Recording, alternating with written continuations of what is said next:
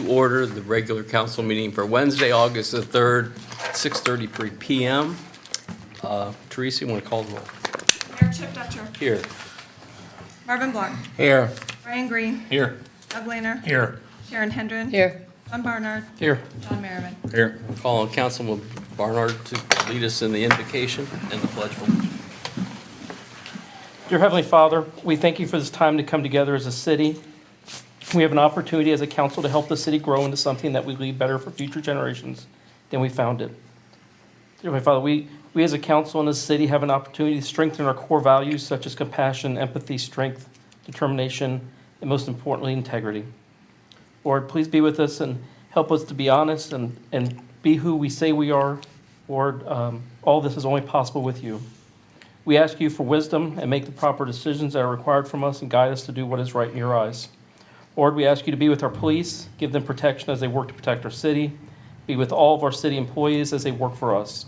Thank you for the opportunity to live in such a thriving, growing, and amazing town in the best country in the world. Amen. Amen.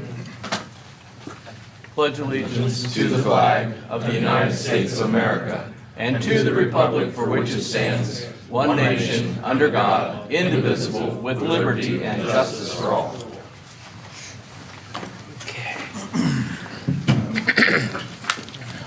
The minutes were distributed for the July 19th meeting. Are there any additions or corrections, councilman? No, sir. Hearing none, would somebody like to make a motion? I'll make a motion to approve them. It's been moved. I'll Is there a second. second? Doug seconded. Teresa, you want to call the roll? John Barnard. Yes. John Merriman. Yes. Brian Green. Yes. Marvin Block. Yes. Mayor Dutcher. Yes. Doug Lehner. Yes. Sharon Hendren. Yes. Okay. Next up is citizen comments on matters not on the agenda. We ask that you limit your remarks to 3 minutes. We ask that you come to the lectern and state your name and address. And so, who wants to go first? Louis, the floor is yours. Louis, Maine, 132 North Main. I'm here again asking a question about the repair bill for my lawnmower due to improper installation of meter pits.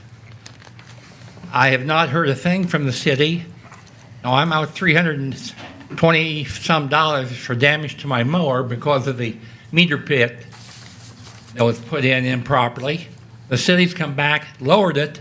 Now it's a divot, which I can take the bump through there.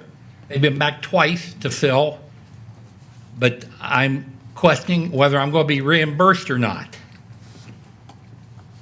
The invoice was given to the finance director that night, which was, I think, 4 or 5 meetings ago.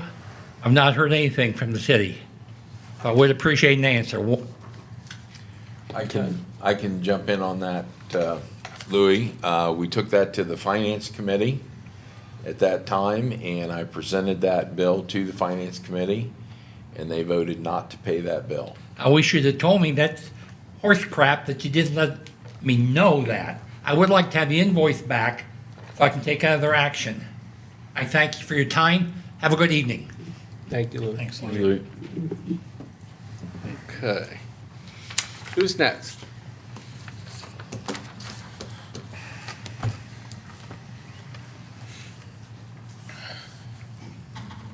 Sherry Veal, 95 Stonehenge Row Drive.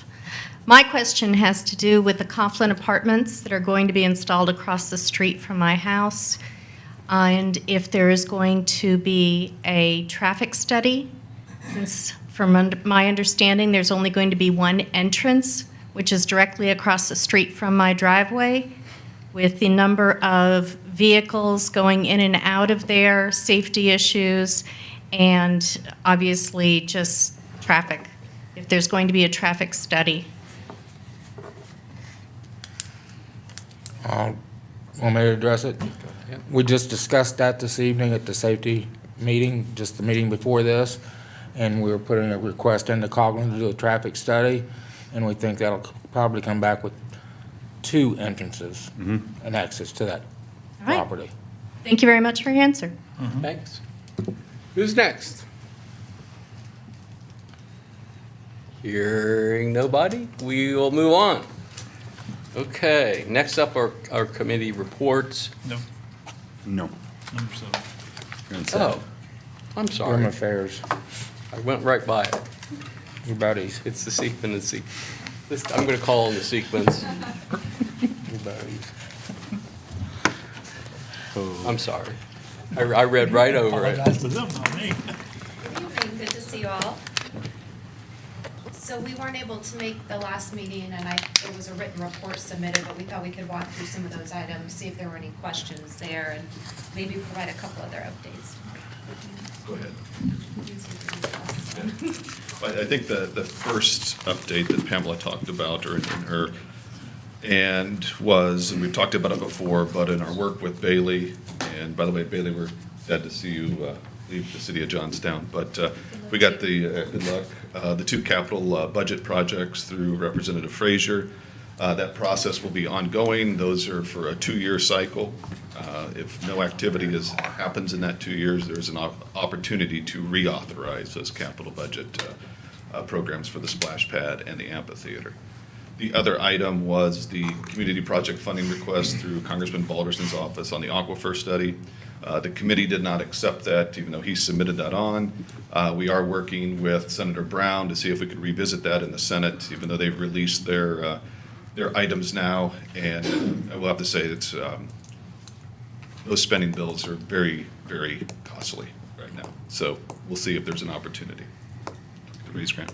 Yeah, we did get a date from USDOT on when we should hear back on the raise grant, and if this application was accepted. It is a national competition, just a reminder, competitive, and we're supposed to hear back by August 12th.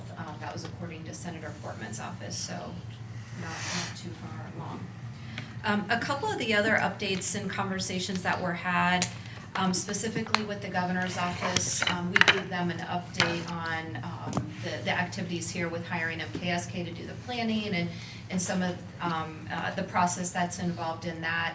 And we also let them know that we were interested in having a briefing to Director Mahalik and the governor's office with regard to the activities here, and also include Congressman Balderson in that. And we're looking at end of August, early September, really, not that you'll have the comprehensive plan finished, but really, again, a kind of a progress report. These are the activities, these are the things that are going on, and share with them, because they're really interested in what the plans are, so they can assist in any way, and any funding needs or any other items that the city might have as we move through the planning process, the comprehensive plan. Just real quick, I will say that the governor's office was very excited to hear that the city of Johnstown has embarked on this. They want to see more of that throughout the region, because it helps them make decisions on where the dollars are going to go in a much quicker way. Through that conversation, one of the items that they brought up were if they could help the city market any of our enterprise zones or other areas for development, whether it's Intel suppliers or even third tier suppliers that are coming in. So I had a conversation with Sean about getting some marketing materials together for those. And we need to catch up and see where those are. But the governor's office, again, was very forward in saying we'd like to promote those and share them as potential business partners come in, and we would do the same with Jobs Ohio. So that was positive, but we do need to get those deliverables to them. Another item, well, let me stop. Is there any questions on that specific? I understand there are 40 companies, 40 suppliers that are going to be coming to the area that are suppliers to Intel. And they are they're supposed to be, I don't know, have an exact date, at the end of August is when they're supposed to be out here, looking over properties and possibilities of where they could locate. So there are opportunities there. So, and I don't have any further word on that. You got 40 companies coming out here to look over before we even get into the long-range plan? These are 40 suppliers that are coming to visit Ohio to look over the Intel site and then to see how they fit into that and whether they are going to, where they would like to locate. And it's, as I understand it, it's a completely open. Nobody has said you're going to be in New Albany, or you're going to be out here, or you're going to be there. They're just coming to look. And so if One Columbus had a group from Intel come out, and we did a bus tour and talked about housing. And this is supposed to be similar, only it's supposed to be the supplying companies that are gonna send their people here. So that's all I know about it. We haven't gotten any calls saying, you know, we're bringing a busload, get ready. So if we hear, we'll let everybody know. A couple other items that we want to look towards the end of the year to prepare for. You might recall last year that Ohio set up the Ohio Builds program, and these were projects that were funded using federal dollars that had to do with water and sewer. They, the process at that time was laid out in the operating budget, so this year. And they went through the county, each county's engineering office, and they asked to submit the top 10. And then from there, the governor's office selected, I think 3 from each county and funded those. So they're gonna, the governor did confirm that they're gonna do that same process this year. I don't know if they're gonna put in more than $250 million in that pot. I know there's a lot more than to be funded. There was 1.6 billion in requests, so and only 250 million was spent. So we want to make sure that we're working with you and Sean and the rest of council to make sure that we're communicating through Lincoln County Engineer on any priority projects that we might have here in the city that we would want to get on their list, that maybe just aren't a county project, or maybe they're kind of a side-by-side or dual project. So that's something we need to be prepared for, because they'll lay out the process likely in the governor's operating budget, which will start having conversation September, October, or November of this year. Of course, they'll take it up, the legislature will take that up next year. Does that have to be a totally new project, or could that be what we're working on now? It does not. It doesn't have to be a new project. Because we've got Supplemental. 2 in the works now. So I believe Johnstown received some of that last year, correct? I believe 1.2 million came from the ARPA, from the state, the Ohio Builds. We got a $500,000. Well, I mean, ARPA, yeah. That was from the county, That was through Yeah. the county. from the county. That first tranche, we never received a second tranche. No, I'm talking this Well- Ohio Builds initiative. Did Johnstown receive some funds from that? I know they were on the top 10 list. Couldn't recall if they received any. I don't think we got Okay. anything. And we went to Southwest Lincoln. Okay. We should revisit then on what was submitted and. Yeah, 'cause I don't- No. We didn't get anything.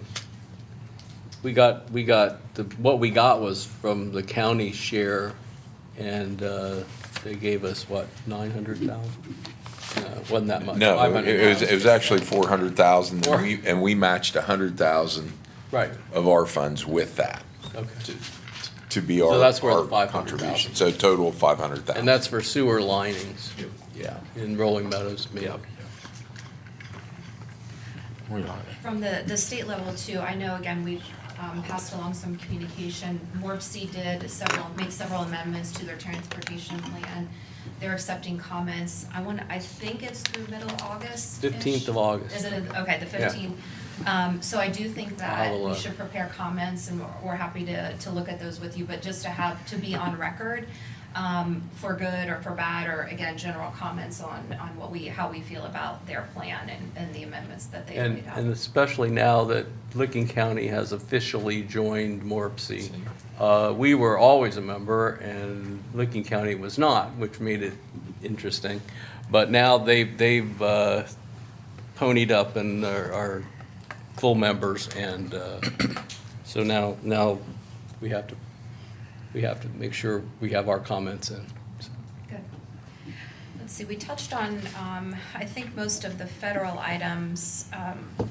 Just really, the only other thing, which is more of kind of relational, is that the city will have 2 new representatives at the State House, with Mark Frazier losing the primary yesterday. So State Representative Claggett will be the new state representative. And then also Jay Hottinger retiring from the Senate, and Al Landis likely will be the Senate candidate. I'm not even sure if he has an opponent. So we think it would be a good idea to do a sort of meet and greet relational meeting, probably have staff come in and just really update them on all the things that we're doing, progress, so then they can hit the ground running when they start. Of course, Al Landis is moving, he was a legislator before, so he doesn't have much of a learning curve, but we want to make sure they're prepared on all the things that we need and can represent the city well, especially when the state takes up the operating budget.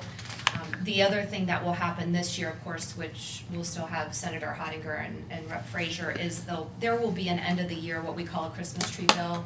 There will be several funding items within that and other policy items, so there'll likely be more federal funds that are allocated through the state that'll be earmarked in various line items and a variety of funding things that we'll be taking a look at, and maybe that's an opportunity for us to get some other water and sewer projects funded. So we'll have to go through and just look at that, and I think when we get the comprehensive plan back from MKSK, that should probably inform some of the priorities as well that we might want to approach the state on. I think the one other item, and it's very, very early, the governor's office really wants to look at transportation beyond the Intel area, and even look to the north and look to the west as well. So they are talking about, they haven't come to the final decision of how they want to structure this, but bring Licking County, Knox County, even Delaware County and eastern Franklin County to the table to really look at a comprehensive transportation plan for the region, not just for the Intel site. Makes sense. Happy to answer any questions. Questions? I have one. Donnie? Going back to the projects at the very beginning of your discussion, you said there was a 2-year time frame on those? Can you explain what that is? The budget's a two-year cycle, so you have 2 years to spend that money. Oftentimes, what we see is that a lot of the projects aren't quite shovel-ready. There's a lot of planning that goes into them, and oftentimes they're reappropriated for another 2 years. So is it pretty, if we're not ready to do it at those 2 years, is it pretty certain we get that money Yes. back? We'd Yeah, work with we just- Rep. Claggett Yeah. and Senator Landis to make sure that they support that when it comes to the reappropriation. Okay, And thank you. those funds are through DNR, and again, there are certain metrics that do have to be met, as Dwayne said, and if we don't, or if we're just not ready to draw down those funds, that's okay. We do need to make sure, though, that they are reappropriated, so we don't lose them. Can I ask you But a it's just question? a process. Is you through, Donnie? Yes, sir, thank you. Those funds that they granted to us, it wasn't for the whole amount, of course, but could we use those funds to start with? Like the band shell, we could get the ground cleared and get that form in there. And what about the water park? Can that be used to acquire land for the water park? We can verify with DNR, but I believe so. Okay. And a lot of times, this is pretty typical for the process where you don't get full funding, and then we'll have another opportunity again to start the project, get it going right. Could you get those answers for me? I'm on the park board and report back to me. Thank you very much. Anybody else? Questions?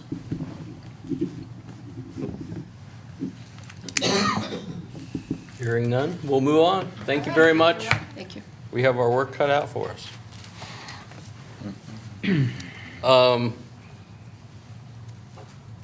First up, planning and zoning was canceled, so we don't have any report on that. The next meeting is August the 9th, which is a Tuesday at 6:30. The Design Review Board, we reported on last time, so we can, and it'll also meet on the 9th. Safety and Service met tonight. Somebody going to give a report on what happened tonight at Safety and Service? Yes, we covered down on a few things. Talked about the school crossing safety that Bob Orsini brought to us before. We have some things that we talked about that we are going to look into. One is restriping, also looking to get the push button put back in if the funds meet what we want to do. So we're going to do a little revisit on that. We talked about the Leafy Dale apartments. We made a recommendation to bring to council a conversation about the sidewalk that we've asked to be put in by Coghlan, and then in addition to that, about doing 2 curb cuts instead of a singular curb cut. The conversation went there is we were in favor of doing the sidewalks around, and we were in favor of 2 curb cuts. One being on Leafy Dell and the other's on Stonehenge. The one they already have. Yeah, And adding one on existing. Leafy Dell. We also asked Coughlin to do a traffic And study. we're gonna ask Coughlin to do a traffic study. And that traffic study, we're gonna try to get it done when school's in session. Correct. Okay. Can we ask questions? Yeah? If you've got one, we'll take it. I have one. All right. For the Leafy Dell Drive curb cut, Mm-hmm. are you still talking a right in and right out where you're gonna send everybody into the school zone? Both ways, To be able to turn either way? either way. The thought process was, to clarify a little when we had like discussed it out, was we all know when you live in a neighborhood, you probably figure out which way the best way to go in and out is at the best time. So that just is gonna alleviate hopefully some of the people that live on Stonehenge always having traffic coming down. And if you're going to leave during the school time, you could pick or choose your poison. We all know that that's a backup over there. Well, I'm fine with that part, I just didn't want the right out heading into the school zone. Either way. And the school changed their hours, so the kids will be Yep. leaving earlier. Mm-hmm. So that would even make that worse. Mm-hmm.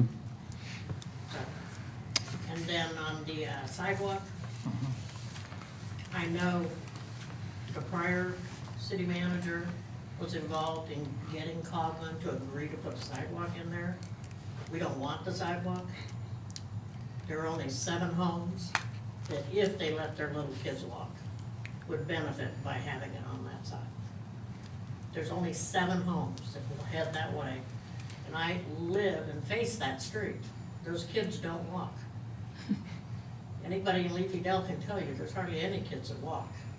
But down that stretch of Stonehenge, there's hardly any kids that walk to school.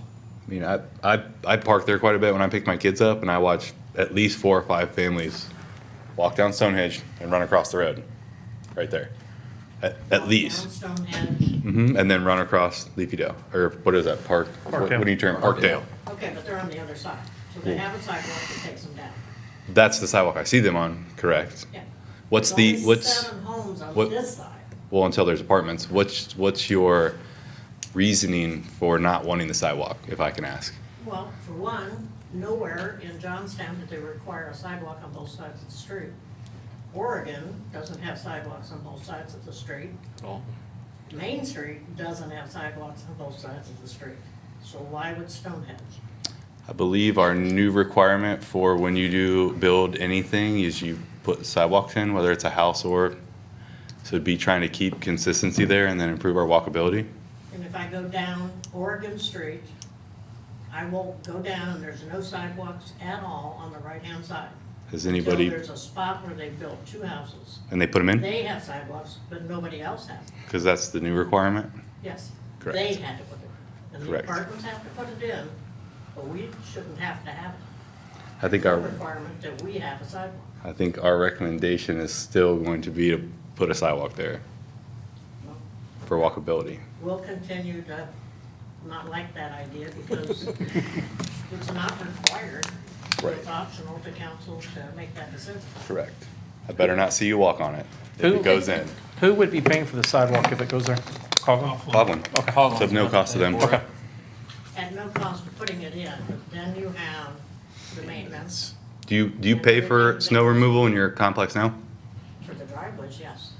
And for your main drive? Not for our sidewalks, only for the driveway and our road. Not for any sidewalk. Who does it? Not our own, Who does it? whoever we hire. I know, who is it? Well, it used to be Duff Goodman. And now it's whoever is faster. Okay. And I go to Florida for the winter, and I'm not gonna be out there shoveling the sidewalk. Well, I think it's in the public right away, and I think we also discussed that I don't think we necessarily require people or enforce the requirement of shoveling the sidewalks. That's this council though. And the apartments, that's not gonna add kids to that area anyway, because their entrance goes in to the apartment complex and not out towards Stonehenge. Possibly. That's what their I mean, I don't think we'll know which way they'll want to walk, but, Probably right through where it's closer. I mean, they might cut through your neighborhood and you might have to shoo them off, but I would assume that they'll walk whichever their apartment building is close, they'll walk that way. They'll be closer to go directly through the apartments to school. Or maybe they'll meet up with their friends there and ride their bikes. I mean, there's a myriad of, we could go back and forth all day. Our recommendation is to put sidewalks in to continue the beautiful walkability of Johnstown, help people get out and exercise and be able to go anywhere they want on the sidewalks. I think that most people in the room like sidewalks and they like to walk, so I think we want to give the kids more options. I know you guys have maybe talked about doing a crosswalk or something there, which I think, let's try not to keep the kids walking across, keep them on one side. And as far as there's only 7 houses there now, and there's no kids, I think is what you said, all those people could sell their house tomorrow. There could be 6 kids in each house, so Same thing on Main Street in Oregon, so why decide? we haven't put any new buildings over there where anybody forced anybody. Our buildings aren't near those, John. Well, if you don't like it, then don't look at them, I guess, if they go in. Okay. Did we do anything for the, Anybody else? Just so we can have some confirmation, because I heard in the dialogue that there would be further discussion or something like that. Is this a situation where you could do a resolution as a whole council? That was obviously a recommendation from the committee, that you would give us direction, because I would hate for us to get the recommendation from the committee, but then the rest of council is not affirmative of that, and then we do something that is a misstep that you're not all in agreement with. So I don't know if you want to vote, or just if anybody's opposed to it, speak now, because we would have to move forward on this, and we want to know which way we're supposed to go. We wanna Move to know- a vote. Yeah, put it to vote. Is that okay, Teresa? Yeah, that's great. Thank you. I will be first. 'cause you Okay, were so first the last committee needs to make a recommendation then. Committee, John just time. made You it. did. You did. I did. And is there a second? I'll second, wait, who first? John. John? So the motion is To have sidewalk in, have, Sidewalk in and- Cogburn sidewalk. And since we're talking about it at the same time, the 2 curb cuts. 2 curb cuts. 'Cause that We was have our review with the recommendation. fire And hydrants traffic. over there. The fire chief is reviewing the plans, and I believe he told them not to move them. Okay. is this all the same motion? Mm-hmm. This- To put in the sidewalk and allow the curb cut? Yes. Okay, just clarifying. And the traffic. Do you want to call the roll? We're just asking. No, everybody's done. Good. Yes. John Merriman, Yes. Ryan Green, No. Marvin Block, No, Mayor Dutcher, Tough. No. Doug Blainer, Yes. Sharon Hendren. Yes. John Barnard. Yes. Motion passes. Okay. Anything else from safety and service tonight? where was we left on the traffic study? We're gonna ask them. Okay, we don't need a motion on that? No, Okay. I don't think so. I don't think anybody's opposed to a traffic study, are they? No. No. Nope, then we're good. Like traffic studies. Okay, so that's, safety service, finance met, we reported on that last time, it'll meet again on August 16th. Economic development is gonna meet on Friday morning at 9 o'clock. And Park and Rec was reported on last time, and it'll meet on the 16th, in the administrative conference. Do we wanna go back to the date swap? The I don't what? think we read it. The date swap, potential date swap. Oh, yeah,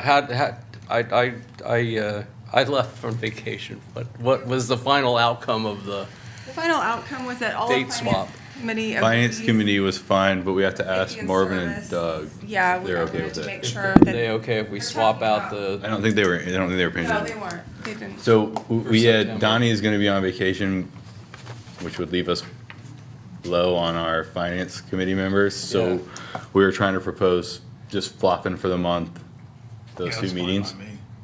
That'd be fine. You okay with that, Mark? Flopping, just so I. Safety and service Swapping- and finance next yeah. month. Ooh, so you're doing finance when? The first. The first meeting of September. Yeah. Okay, I had a It's all right, we'll reschedule it. I had something teed up. I'll cover it a little bit later, but I'll get with the appropriate people to get that rescheduled. For As long as Marvin's okay. You okay with it, Are Marvin? you okay, Marvin? This is Marvin's for good? September, not. This is Yeah, September. September, This is not just August. September. August is still the 16th. August is the Still same, 16. September. This would flip-flop the September 6th And- Safety and Service Committee That's meeting. why when we were with this. emailing, we were 19th. confused because the month was wrong. This wouldn't mean moving any council meetings or anything like No, that? just, we're just, because they're at the same time, At they're your just, convenience, for your convenience. at Donnie's convenience, Okay. Up- Okay. That was I appreciate it. September. not mine. Okay, September 20th with September 6th. I don't want to inconvenience anybody. okay. 20th, it would flip on. So, we did Park and Rec last time. Tree Commission was canceled. It's gonna meet on August 23rd. And the Events Committee next is meeting on August 18th. Any questions on any of the committee stuff? If not, I have a question. oh, Teresa, go ahead. Economic development I had on the calendar for tomorrow morning. Yeah, but, no, Friday morning. Friday morning. Friday morning is, are we still meeting? Friday morning, Friday morning, okay. yes. You? 9 o'clock, Teresa. Always Fridays, right? 9 o'clock. 9. 9, I was confused.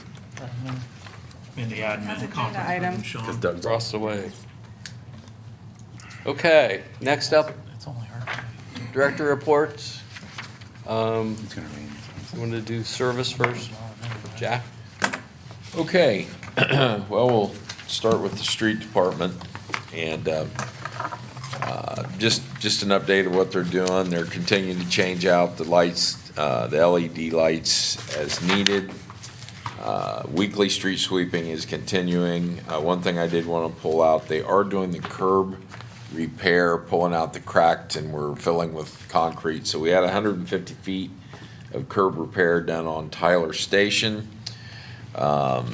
They spent a lot of time spotting the 12-inch main on East Jersey Street because for our new project on East Jersey, that main, as much as we tried to get around it, we could not with the road lowering. That water main will have to be lowered. So When are they starting? that project is supposed to start August 22nd. Okay. And we were doing our best to figure a way not to have to touch that 12-inch main because that's the main throat to the tower. So we've been doing a lot of pre-planning, how to get the water routed around it while that section is out of service. So again, that's going to be a big project, but that was taking a lot of their time locating, clearing valves, making sure we can isolate. We had one leak at 51 South Oregon Street. And they also went to the shelter houses, if you can see from the rear picture, and power washed everything down, cleaned it up. So got those in good condition. The next item we'll cover is the water department. Just a few highlights here. As you can see, July set another record, produced 21 million gallons. Of water for the month. The superintendent, myself, and along with other staff, we attended the Licking County Water Sanitary Infrastructure Project, which we're meeting with the county to let them know our plans, where we're going, what we hope to accomplish in here, and how we would fit into the large picture for Licking County. And we also had a meeting with our water plant design group, Jacobs, to continue moving forward for the water plant design. So with those two items we talked about, I'm going to merge the manager's report in here. We have talked about extensively trying to find out what our maximum withdrawal on our current aquifer is. So for the last month, we've been putting together the plans. We've got a quote from the well driller to do those items, put in a couple test wells while we're doing heavy drawdowns to be able to check the recovery rates. So I'm going to need a approval from council. We have about a $75,000 project here to test that aquifer. So roughly 30,000 of that would be to our hydrologists to do the analyzing of the test, and $45,000 to the well drillers to drill and pump the wells at the rate needed to test the entire availability and recovery rate of the aquifer. So I want to throw that out there. We can discuss that now. We can discuss it in a minute. I think we need to check with finance, obviously, but I think there is money in that has been bonded from a previous project that did not get done that would cover this expense. So do we have interest in continuing now that we have numbers on what it would take to test that aquifer? I have two questions for you. Okay, What is the capacity that they're gonna run the water treatment plant to on this new? well, no, this test is just to see what our max build-out could be Yeah, but at the existing I'm asking you a site. question on the last one. When you said that you're gonna talk to the people about the construction of the water and sewers, right? Oh, Going back to that, I wanna know how many gallons this new system's for. I'm backing up on you a little bit, Jeff. okay, well, what is under currently designed is to add an additional 2 million gallons a day. That's add 2 million. We have a current 1 million To put us in to 3 place. million today. That would put us to 3 million a day. Okay. Was it originally just one more and we went to two? Yes, Okay. yes. The original was, we have a million, we're gonna expand by 1 million. Now, with current events, just as our water tower, we built a 500,000 gallon new water tower. If we'd had a little bit of foresight, we would have built a 1 million gallon water tower. But in any event, yes, we were able to catch this in time. I've shifted the engineers. We're going from 1 million gallon expansion to a 2 million gallon expansion. But what we really need to know is beyond that, what will our current aquifer supply safely? And so that's what this $75,000 will do. It'll tell us what's down there, what can we pump? And then at that point, that'll give us a longer vision. How soon do we need to find additional well field? Answers my question, thank you. Okay, so I'm I'm in agreement with you on the, believing we have a consensus. I'm just gonna verify that we have that in the bonded funds that were set aside, and that's where that money will be pulled from. It's already in place for water projects. Can I ask a question? You sure can. Right. Do they have a target date when they're gonna start that aquifer test, and then when we'll have the results back so that we can have some confirmation of where we're at? Once I get the funding secured, Sure. then yes, I'll have a meeting with both National Well Service and Egan and Associates, and we'll set that up. Now, when I was getting these estimates from both of them, I told them this was, with council's blessing, we would probably want to start this in the next 3 weeks. Start now. It's not something quick. You got to put test wells in. Obviously, I've got to get with the youth league. I need to talk to them, where we're going to work, what areas we're going to be working in. And, now these test wells will only be 2 inches in diameter because we just need to see the drawdown and the recovery rates. But the hard pumping rates will come out of our existing wells at a very high level, and then they'll check the recovery to see how the recovery rate is. So my goal is to have this thing fired up and moving in 3 weeks, but I got to work with everybody's schedules. Hydrologists will not be a problem. Well drillers, we got to get into a schedule. Okay? And I want to tag onto Marvin and go back. Yeah. The monthly chart, that is 21 million gallons that we used for the month of July. Yes. And so going on a million gallons, we have the capacity up to 31 or 30 million gallons. Close. Okay. Because a lot of that we have to backwash and clean, but yes, that's our total capacity. Okay. And just for your information, I think I told you this before, but we had reached a stretch where one day we had pumped 910,000 gallons out of that million. So it's, one thing that's helping us on that too, Donnie, is with the new tower, 500,000 gallons. Yeah. We got 1.5 million gallons capacity up in the air, so if we get a real heavy day, we can cover it, but not for too long. you are correct, Marvin. That's going to be our buffer. That was another thing we were putting up there. So we would have to maybe pump a couple days to recover. Yeah. If we had 2 or 3 days real heavy, but we will have that ability once that's up. Now, we also have to keep in mind, once that is up, it's going to take quite a load to fill it too, with our current usage going out. But then we have to take our existing tower down to have the inside coatings done, because it's 2 years overdue right now, but we knew this new tower was gonna be built, and we needed to wait on it to go functional before we took the other one. And that water will be used when it comes out. Oh, yeah. Yeah, what we'll do is we'll set up a time frame. We know about roughly how many feet a day that drops. We could isolate one tower and empty it in 2 days easily.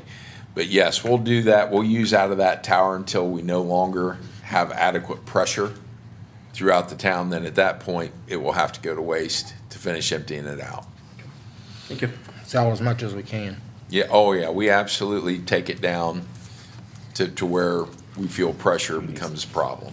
But One other question, you through with that, Jack? yes, One other question I've got is the test that they're running on the creek for the effluent to dump into. I haven't got to the wastewater yet. Okay. What's next? Okay. You're jumping ahead. I've got the clean water going out. We got Give me too many pictures. the dirty water coming. But the other thing we wanted to talk about is the meeting with Jacobs. I actually will be signing the paperwork requesting the loan for the design. Teresa, will we have that ready tomorrow? Yes. Okay, and sent that in because we have been nominated. Now we just got to tell them what our exact number is to start the design, even though Jacob has already started the design, but they're waiting for this loan application to run through. So that will be signed and sent in tomorrow, so the water plant will be underway. Okay? And then, still on the water, if you just turn to the very last page of the report there again, you can see a 4-year breakdown of usage per month, and we continue to set records for usage every month. Now I'm going to jump into the wastewater, Marvin. And again, you see all the BOD and suspended solids removals up front. Plant continues to operate at a high level, and that's why we're going to, in our expansion down there, we're going to use the same type of facility that we have. We've been very happy with it. But I am going to jump back to these are the important parts. One quick note there, they ran the hot spots, the areas that tend to plug more often in our sewer mains. Quarterly, the men go out and just jet them, whether they're plugged or not, as a preventive maintenance. That happened last month, but importantly, for our sewer plant expansion, we have the Midwest Biodiversity Institute who is sampling the stream. And they're going to check all the aquatic life there, make sure what's healthy, what's not. They check from tadpoles to large fish, and last count the other day, there by the sewer plant, there were 15 different species, which seemed to surprise them that we're living in that stream below the sewer plant. Is there any snail darters? Huh? No snail darters. I didn't ask them what they found, but anyway, for a small stream like that to have that variety, they thought that was very good. So that sounded real good. So that process is underway. But we cannot start design until this study is done. I think I've told you folks about that. We did have a problem with our digester mixer burn up the other day. The guys got it in-house, got it pulled, got the new one put in. They did a great job on that. You can see that our bulk water and sewer sales are down a little bit. I'm okay with that because our town is using all we care to work with right now anyway. So that will take care of the water, sewer, and street. And Marvin, you had a question about the stream study. You answered it. Okay, good. I do have one more thing to bring up under the manager's report. I covered those other two items in that, is we need council to approve the posting for the public review board. Now, that review board is set up so if an employee, there's a disciplinary action, they have a right to request for this review. This is required when we become a city. So we need to have council to approve to set that up. There is no requirement or special licensing or education to be on this board, but they are chosen by the council. So what we would like to see happen is Teresa post that we are hunting people to fill this board.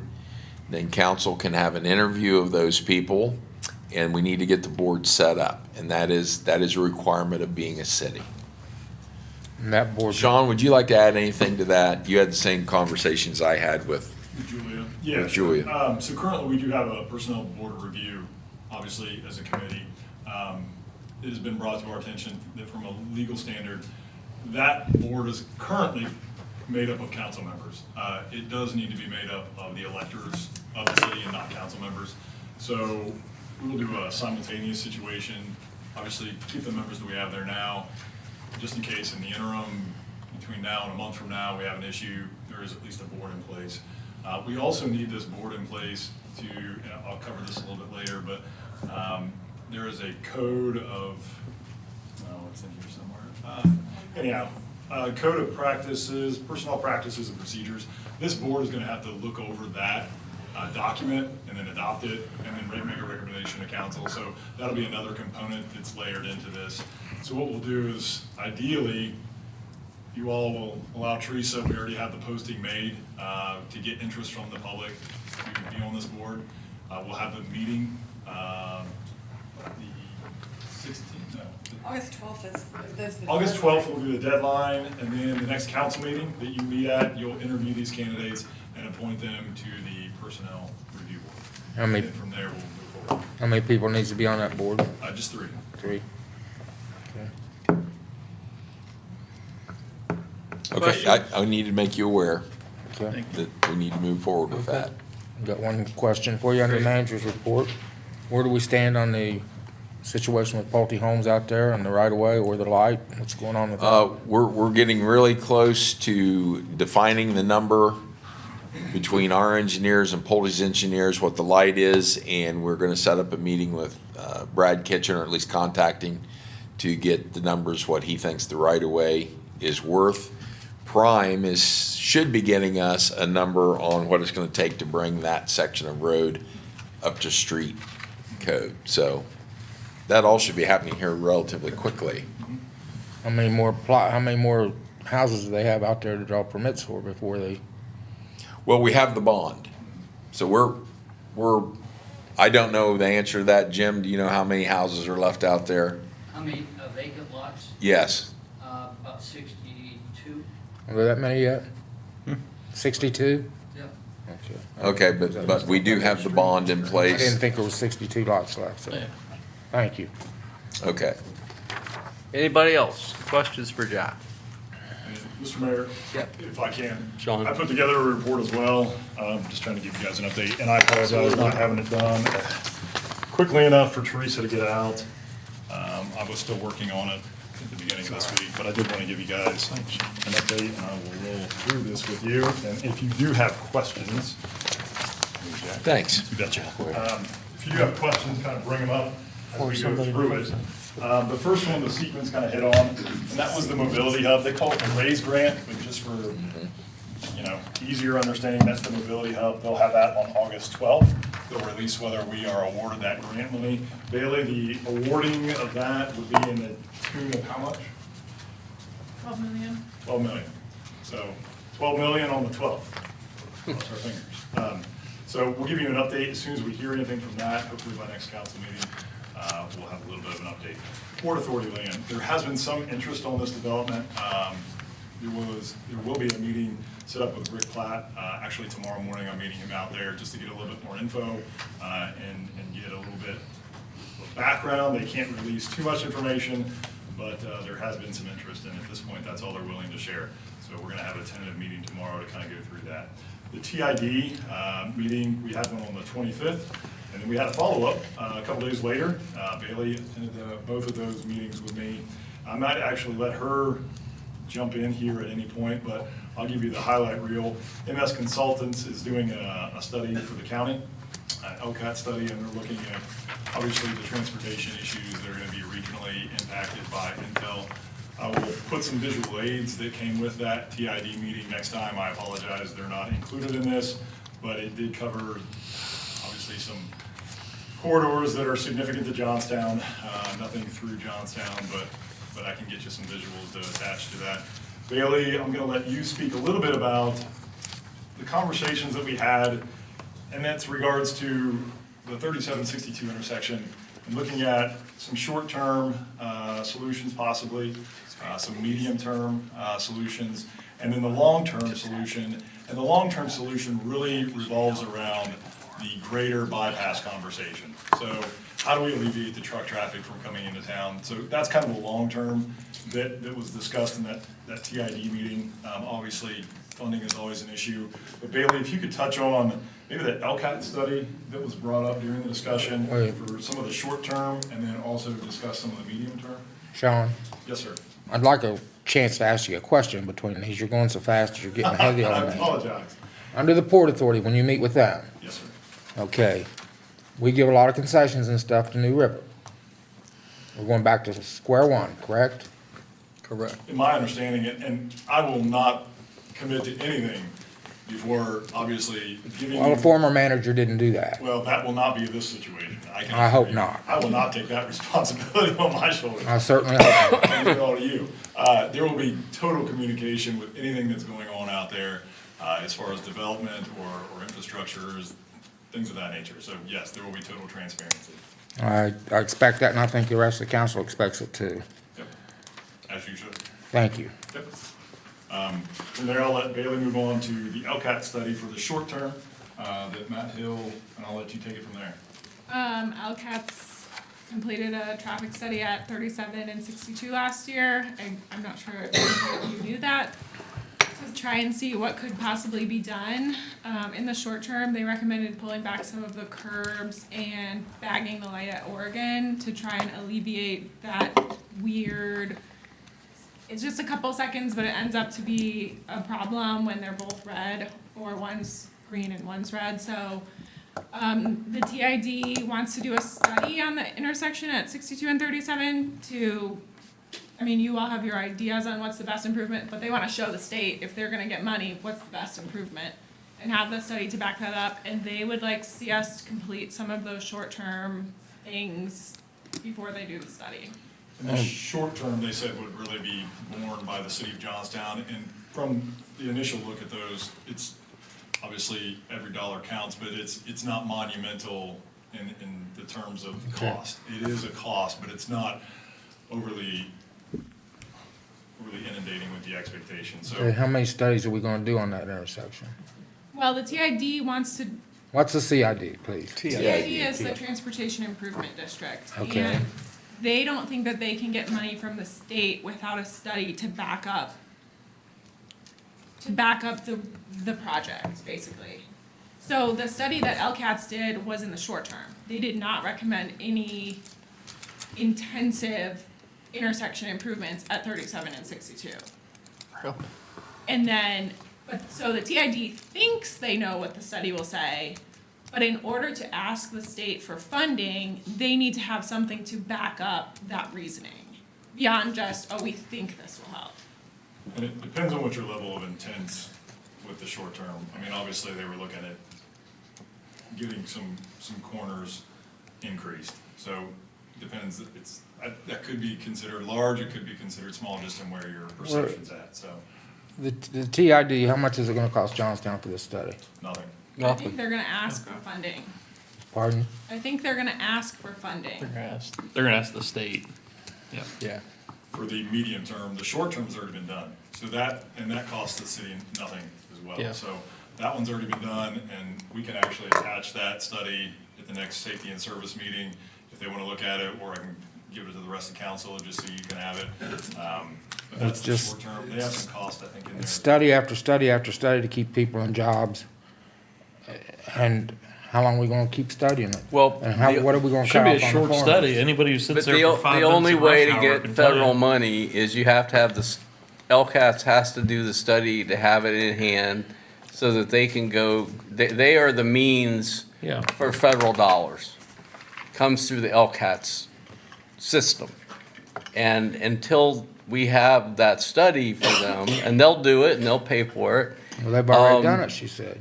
Well, they've already done the short term. That was, They didn't do it long they futzed around with the timing of the lights That was part of the study. They also had a part in there that wanted to close off, take down the light at Oregon Street, turn it off. I had a fit about that, but that's me. And that was basically what they. That was all the suggest- short term. That was the short-term stuff. There was an increased radius as well on some of the corners in order to facilitate the, I think, northbound 37 to 62. Turn. There as well, so I can get you guys the study if you have more questions. But we don't pay for those studies, Marvin. I just wanted to, Well- they're part of the LCAT's process and it's federal money and county money that Well, pays. we've got criticized because the trucks are hitting the bells all the time. And how far back are we gonna move those bells to satisfy the truckers? And we asked the former chief of police to go up and patrol that when the people pull up past the marker and the trucks can't turn. We asked for that to be patrolled, and I don't think it has been. So the trucks have got a better radius. You know where I'm talking there. We asked the former chief to look into that, and it never was. Of writing some tickets where those people pull up too close and then the trucks get over on the bells. So, I think some of those things should be done too.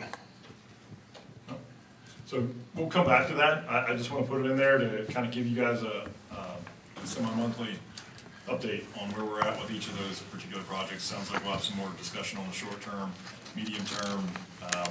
There may be a resolution needed to show support for the study to be done by the TID. I'll kind of regroup and bring that to you at the next meeting. Sounds like we have some questions, and I'll get with Mr. Logan and get you some real specifics.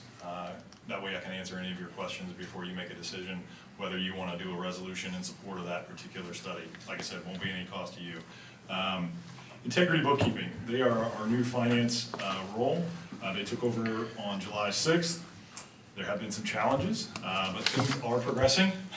We will get there. John has a question, so jump right in. More of a comment. I happened to be in today.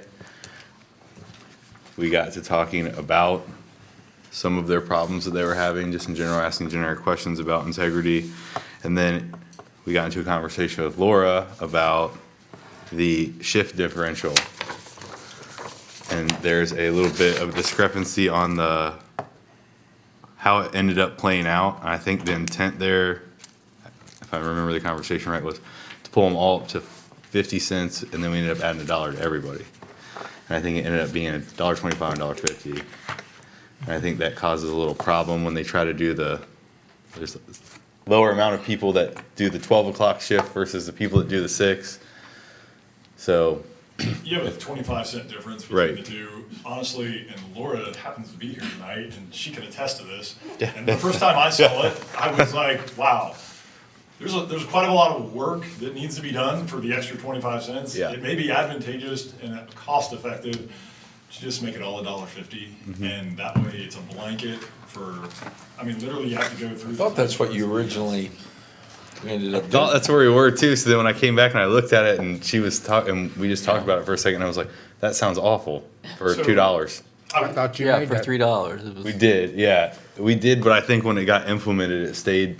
It just stayed. We just added $1 instead of say it went to You talked so $1, fast they couldn't understand you. $1.25 and $1.50. Rusty, what? $1.50 for the weekend workers. Yeah, it would be all the same. Well, and that made it all, Yeah, so it'd all be the same. My goodness. that made it all the That's what I same. wanted, yes. I know that's, it's money, but your return on investment, just from a productivity standpoint, from either the chief or whoever has to figure out the time cards and the payroll, it's gonna make things a little bit more user-friendly.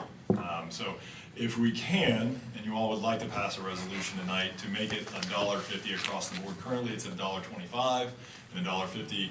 If you all want to make a resolution, that's up to you. I would maybe ask for that consideration to be given. We can do it now, or we can do it later. I say we just do it now. I'll make a motion to pass a resolution to change it from $1.25 to $1.50 across the board. I'll second that. There we go. Save some people some time. For all shifts and weekends.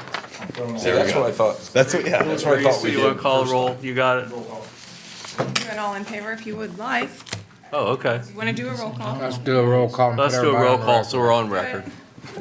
Sorry, Terry. That's okay. Ryan Green, That's my phone. Yes.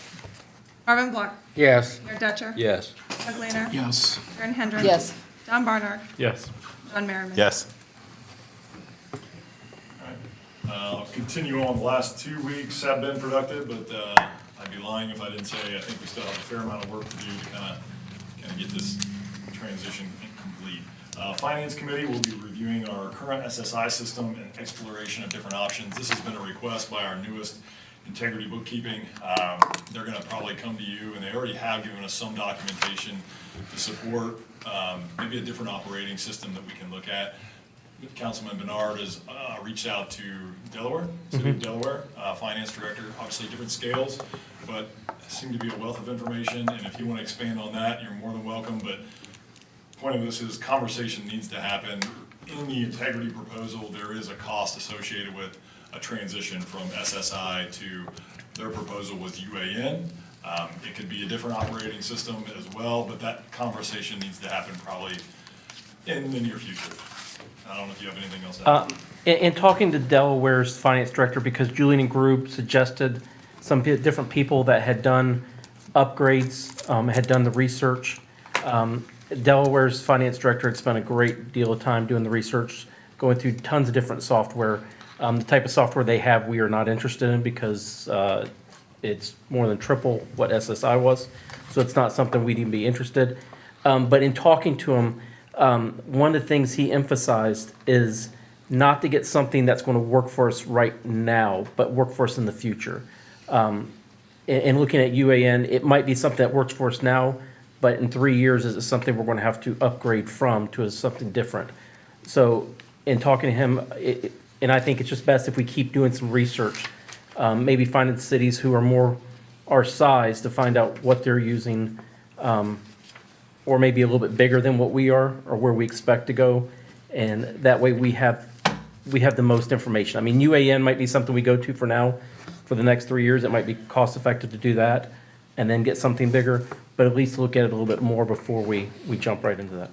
Well, the price that I was looking at with the UAN, it may be a good interim stopgap, because the price of, what was it, $4,500 a month? State recommended. That was before my time. I was in the discussions that were happening. And they supply the computer, and they supply the screen, you know, all for that I was talking about $4,500. UAN, I thought you were talking about UAN. the other service that was discussed before I got here. But yeah, UAN was really economical. Was really economical, and That's even a if year, it's, not a month, right? huh? A year, not a month. 4,500 a year, not a month.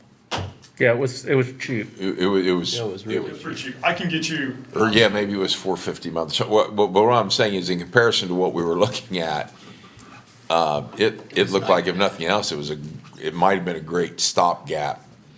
And also, it really helps on the auditing end. It helps on all the, That's what you said, the state recommended that. Most people that we would hire in the future would know how to use that system. It's an easier transition. but on top I of think that, you have that's- to get the billing software So for. UAN does have payroll, but, Right. They don't sorry, I'm have sorry. Don, water. go ahead. No, you're fine. But to do water, stuff like that, we have to do Water add-ons or utility find billing. different software. You would be correct. UAN does not have a utility billing kind of segment, so you would have to purchase something else. And Integrity did mention that they have a lot of different platforms that they could recommend for us to utilize. And I think that would maybe be I'm not sure whether to kick that to finance or service, probably more in the finance realm. Yeah. And we can get you some of the documentation that Integrity has provided for you guys to make a good decision. What does the state auditor's office say? We were supposed to The state talk. auditors, they typically use the UAN system. That is the platform that the state uses. So obviously for auditing purposes, it makes it a little bit easier. The problem you get into is when you start to get to a large payroll system or even a large utility billing system, it gets a little more complicated. By the time you start spending so much on a new operating system for your utilities, you may be better to switch over from a cost effective. I don't know that we're there yet. I think Councilman Bernard said maybe UAN is the good solution for now, and then as the population or services that we provide increase, then maybe we have to start looking at a different system. UAN is very geared for where we're at right now. What was the in villages. population? But once we start getting too much bigger, it's not gonna be effective for us. Well, Did they give you a but the other- population threshold? No, and I'll work on getting What it. was nice about that, though, is where we've talked about SSI and the $70,000 input into that, you won't have that large capital jump into UAN. So if we used it for 3 to 5 years, You get your money back. Most of the systems, then you can just step out of it once you get the other. Now, in every system you get is gonna be outdated within 5 years. Well, and typically you pay for the newest, latest update software. And that comes with some of them. Some of them it's built into the package. I believe UAN has that as a component to where Some of them have vacations built into them too. probably do. I don't know. So that is something that you will definitely want to look at. If you It want may be, depending on the rate of our growth, UAN may be the best solution right now from a cost-effective and functionality standpoint. But I don't want to put us into a box that we can't get out of later on and say, we're going to stay with UAN for the next 10 years. and see, that's what I think they liked about the UAN. You're not in a box. You haven't invested a couple $100,000 Right. into it. Absolutely. Well, and that's what the finance director from Delaware said, is a lot of these, I think he said they actually did, they bought a software, and after 3 years realized this software doesn't work for them. They needed to do something else. They have the money to go there, Yeah. unlike us. Yes, sir. In your opinion, if we sign up with the UAN and go with that, Sean's talking about larger payroll. We got 30 people now. Are we gonna have 500 in the next 5 years? No, and like I said, I think UAN works for us now, and probably works for us for 3 to 5 years. And I'm gonna call the state tomorrow and see what they say the threshold is for population-wise. The 3 to 5 years, anything you get's gonna kinda be outdated by that time. Right, and like Jack has said, even if it lasts for 3 years, we can save our money those 3 years from what we're paying on UAN to be ready for something SSI, bigger. Absolutely. Yep, and SSI is a dinosaur, and it has proved to be challenging, and I won't bore you with all the details, but if you've ever seen the movie Office Space where they bash a printer, we're pretty close. So we'll move on with a little bit of humor in there. I wanna ask another question. Sure. If you'd got this to me Friday, I wouldn't have had all these questions. I'm working on it. You can see the list. That's why I didn't get it to you. I'm working on all of them. Have you gotten the bookwork and stuff straightened out?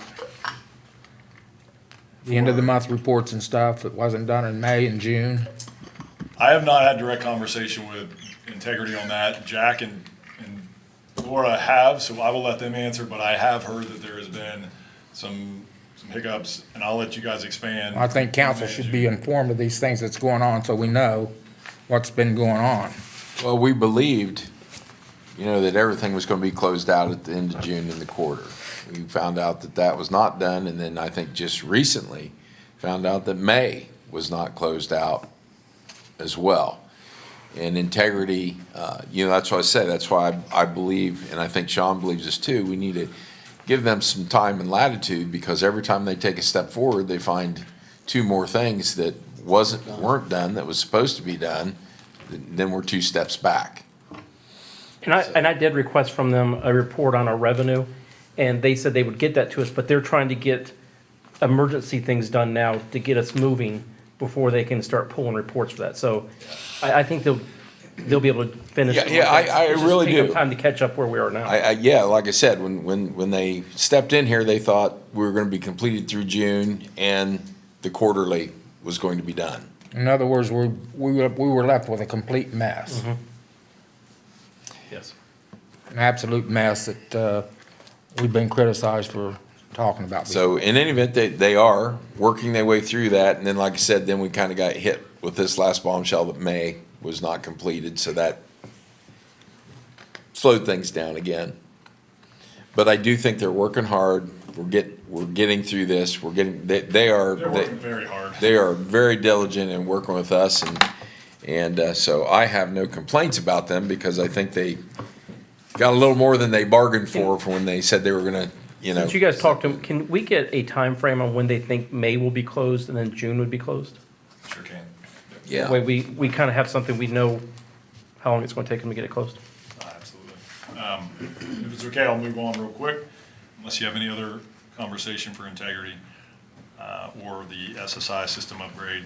Finance director position, since we're kind of on it, job has been posted, and we are accepting applications, so I'll keep you up to date on that. I'll be getting with Julia with HR to kind of review some of these initial applications that have come in and filter through those. Those will probably first go to the finance committee meeting, to kind of review the applications and then greater discussion with council. Not sure how we're gonna structure it, but we will get you the information. So that'll be a Julia with the HR conversation as well, so. City planner position, unfortunately. I thought on that finance director position, Sean, Sure. since we just went with integrity, I thought we was gonna hold off a little while on the finance position till we find out what's going on. Last discussion I had from council, and correct me if I went wrong, we had a directive to post the finance director position. Yeah. And if I am incorrect in that, let me know. I don't remember it. Okay. I wasn't at the meet, maybe I wasn't That was the there. last meeting, you weren't here. Oh, I was not here. I would disagree. I want to stay with integrity and not go with another one. I think we're ready to hire somebody right away though, because I think we wanted to, because I had made the comment, we just got out of a rough situation. We want to look at this group first, sub that out. They'll be fine. We don't have to pay benefits, all that kind of stuff while we figure ourselves out here. And then if the right candidate comes along, I don't think we'd be opposed to it, but that's how you find the right candidate. Yeah, and to back up a little bit, the conversation. I don't know that we're ready to hire somebody right away though. I agree. I don't think there's any rush, and I'll back up into the conversation with integrity, and you guys are gonna see a resolution tonight, and I was gonna kind of Yeah. cover it then, but we'll cover it now. The contract that was signed with them was initially for 3 months. There was a conversation that we had with them on the phone. More than likely, that's gonna be a 6-month, only because this is an audit year. Right. Well, that's what I do said, not wanna because, switch captains halfway through an Right. audit. So more Yeah. than likely, they're gonna finish out the year with us. We wanna have enough time for that transition. If we do decide to go with a finance director position, that they can integrate and have a smooth transition into the new finance director position, if that's the desire of council. So by no means does this have to be a quick decision. We can take our time, we can find the right fit and put the right person in. If you wanna go with the person, or looking to use integrity bookkeeping is maybe a long-term option. That's up for you all to decide, so. yeah, that got us at least 3 months down the road, stabilized everything, and then, I mean, it'd be optimal if we could bring someone in, say like November, and have That's what both we- of them here that's what we November, originally talked December. about.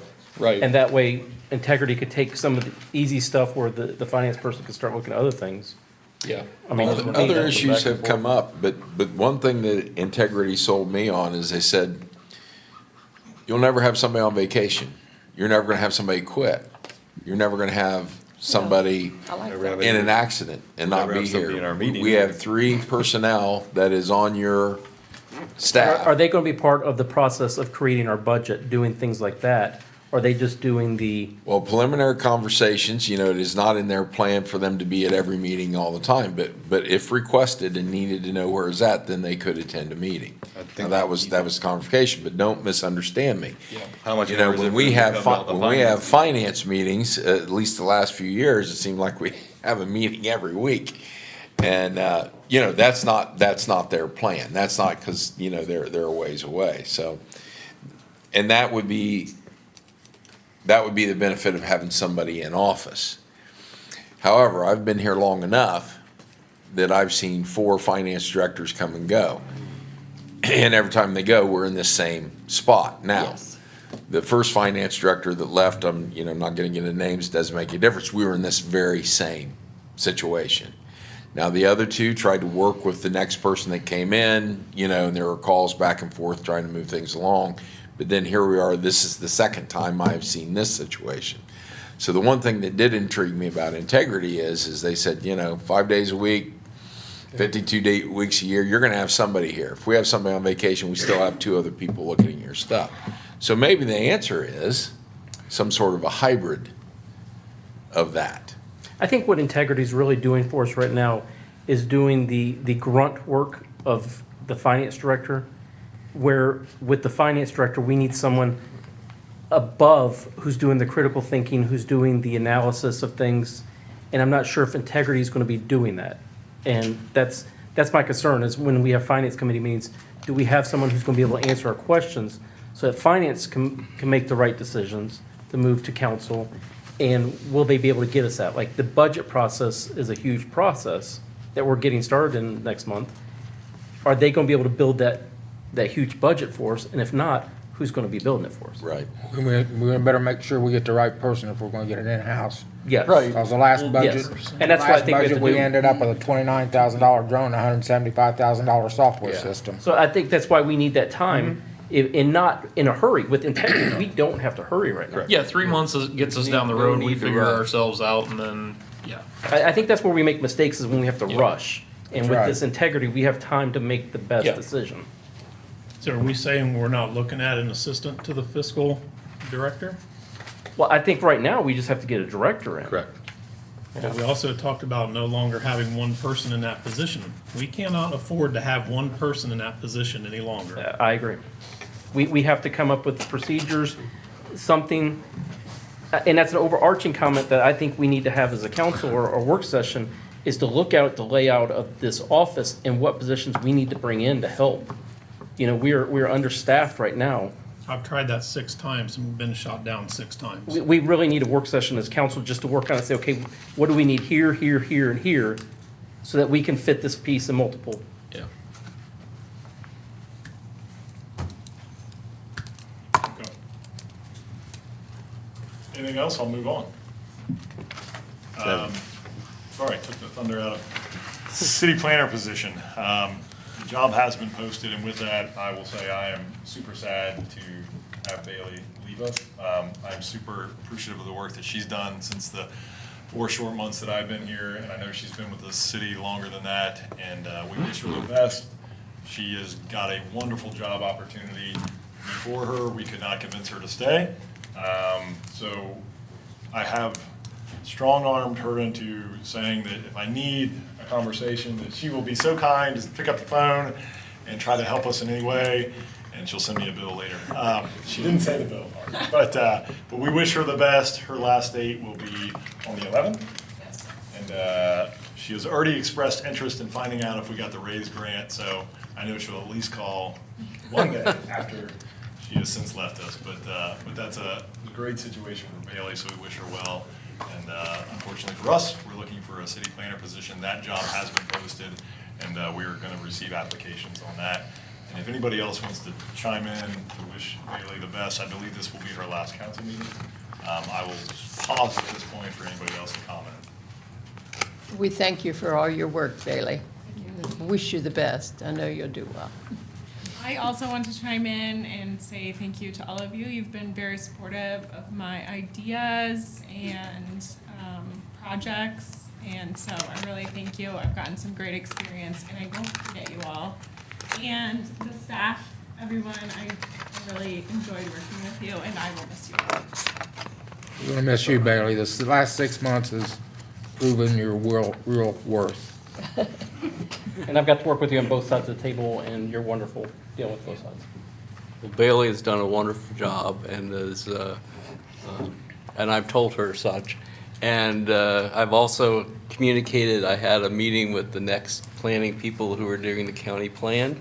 And I had a nice conversation with her new boss and told them what a wonderful employee they're getting from us, and we're very happy for her. I'll be sitting on the other side of the table, sounds like, in the future, dealing with Bailey from a county perspective. So Right. you will.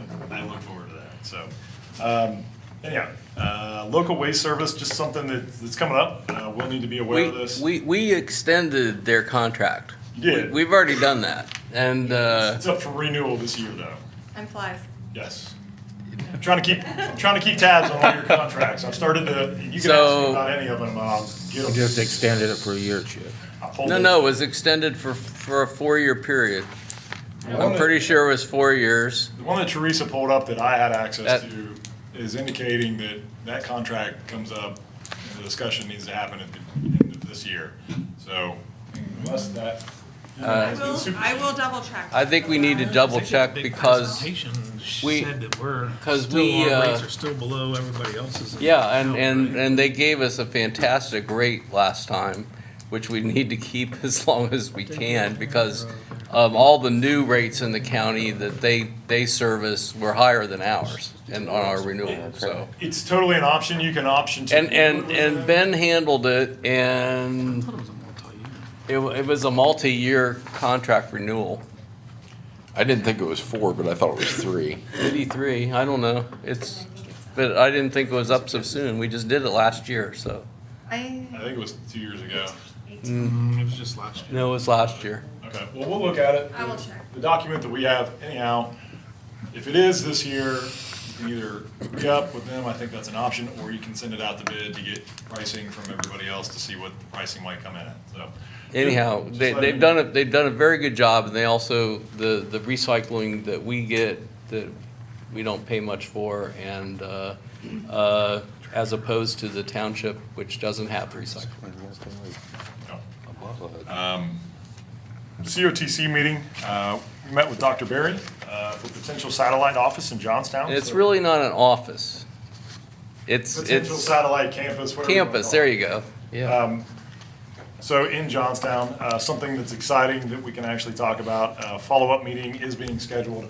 Reached out to Dr. Berry last week, and some of his staff was out of the office, the fiscal and the operating, which we're gonna need to have further discussions to see, obviously, for space and renting, some type of facility to go along with that, and square footage and things of that nature. So that meeting is being scheduled. I'll be giving him a follow-up. He called me back and just said I can't meet until those people come back. Okay. And piggyback right off of that, Johnstown CIC is looking to help identify the facility for the COCT location. So We're still working on that. yeah, I was gonna ask Marvin, you're on the CIC, if you could maybe elaborate or give us some information where you're at. We've contacted the people, waiting on an answer back. Great. So, Don't have any more information than that right now, but we have contacted them, talked to them. I appreciate you guys working on that. I think it's a great opportunity to have a higher level of educational opportunities after high school for the local community.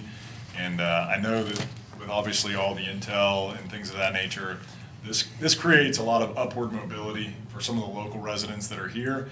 And maybe we can attract some other residents from other towns to attend an institution here that's gonna get them a little bit better in life. So I love the idea. I will piggyback on you. It was very nice of Dr. Berry to want to come to Johnstown, but when he put the stipulations out there, that he wanted on a high-traffic road, he wanted parking for 120, and he wanted so many thousand square foot, and he didn't want to pay but 500 a month, that kind of limits what you can do. He had a wish list, and he didn't give me a $500 month number, but there was definitely a wish list, and I think he is generally aware that those are wish lists, and that he's not gonna be held to check all those boxes for where they wanna locate. So that's what CIC is gonna try to work on, and we're gonna have a greater discussion of what the affordability for them looks like.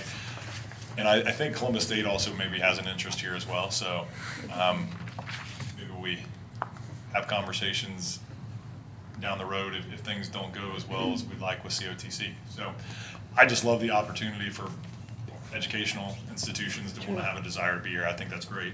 I did talk to Emily from Intel, and there's obviously a high interest for them to be a participant with maybe some of that funding, because it obviously serves them as well. So Johnstown MKSK plan, comprehensive plan. They have begun work. They've done a lot of background work already. Bailey and I met with them today. That consumed most of our day, but it was a wonderful meeting. And you all will be meeting with them next Monday. And it'll just be a little work session for them to kind of go through what they're doing, some timelines and things of that nature. So I won't steal their thunder. I'll let them kind of give you an update next Monday. Working to finalize the Code of Personnel Practices and Procedures. This goes to that whole border review situation. Reason we need this instituted is we can't post for many other jobs in the city until we get this particular piece of legislation under wraps. So getting this under wraps will allow us to post other jobs that are maybe coming down the line. And I see that, just to jump in, that David's in the back. I know you've been reviewing that for us as well. And I think shortly you'll be through that, correct? Putting him on the spot. I love it. Well, no, we talked, I know he's working his way through it, but it's a document that may need a fair amount of work. 48-page document, so, let's see, zoning. You'll be seeing introduction for new zoning districts to prepare for some of the new economic development and annexation opportunities that may come down our way. You'll see those before council in the near future. I do have a target date set for those, and that is going to be September 20th.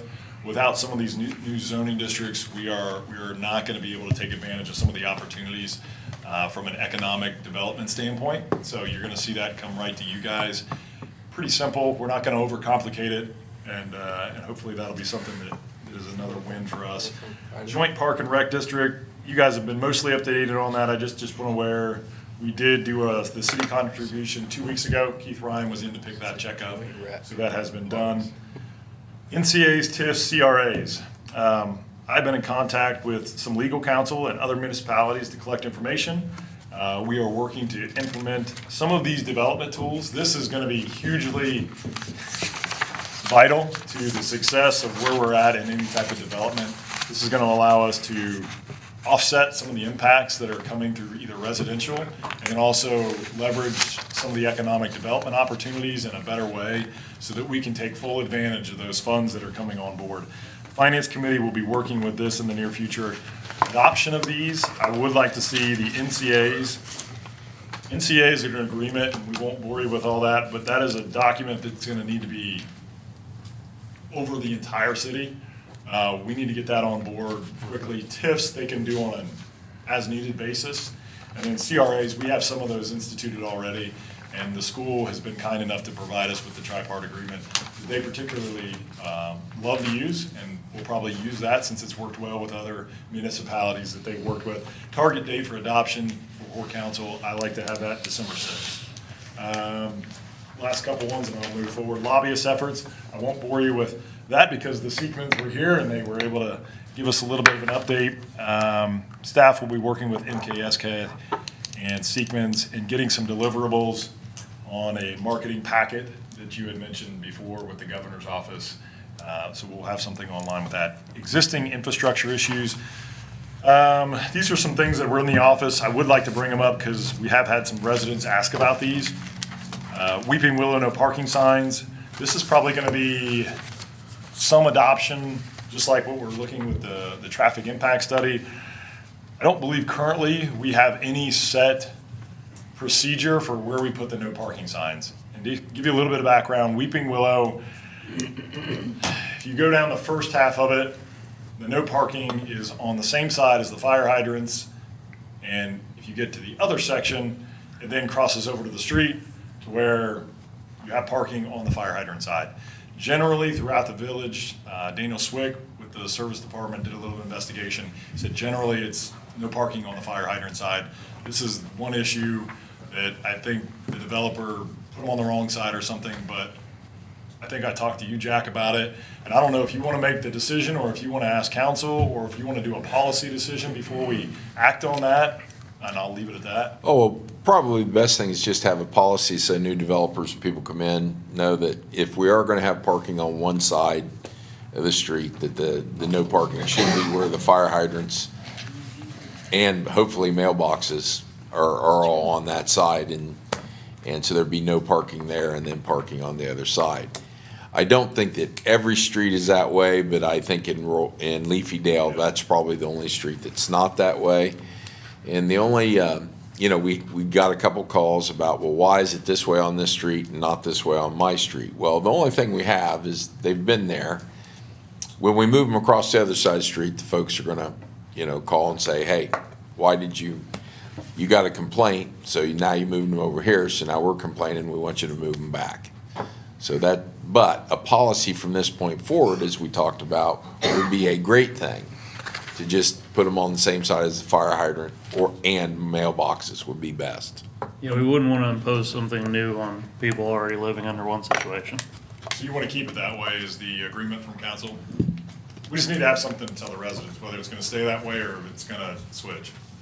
I will say it makes all the sense in the world to have it on the other, but it has been this way for years, and just expect if we move them, then all of a sudden when the parking moves to the other side of the street, we're going to hear from those residents. It's one of those decisions you just got to make. I would say going forward in new neighborhoods, do it that way. I think it needs to be a policy and set, and a standard. But in this particular case, A lot of people bought their house because they could park on one side of the road. I know when I just bought my new one, that was something I looked at. Can I park on my side of the road? So, yeah.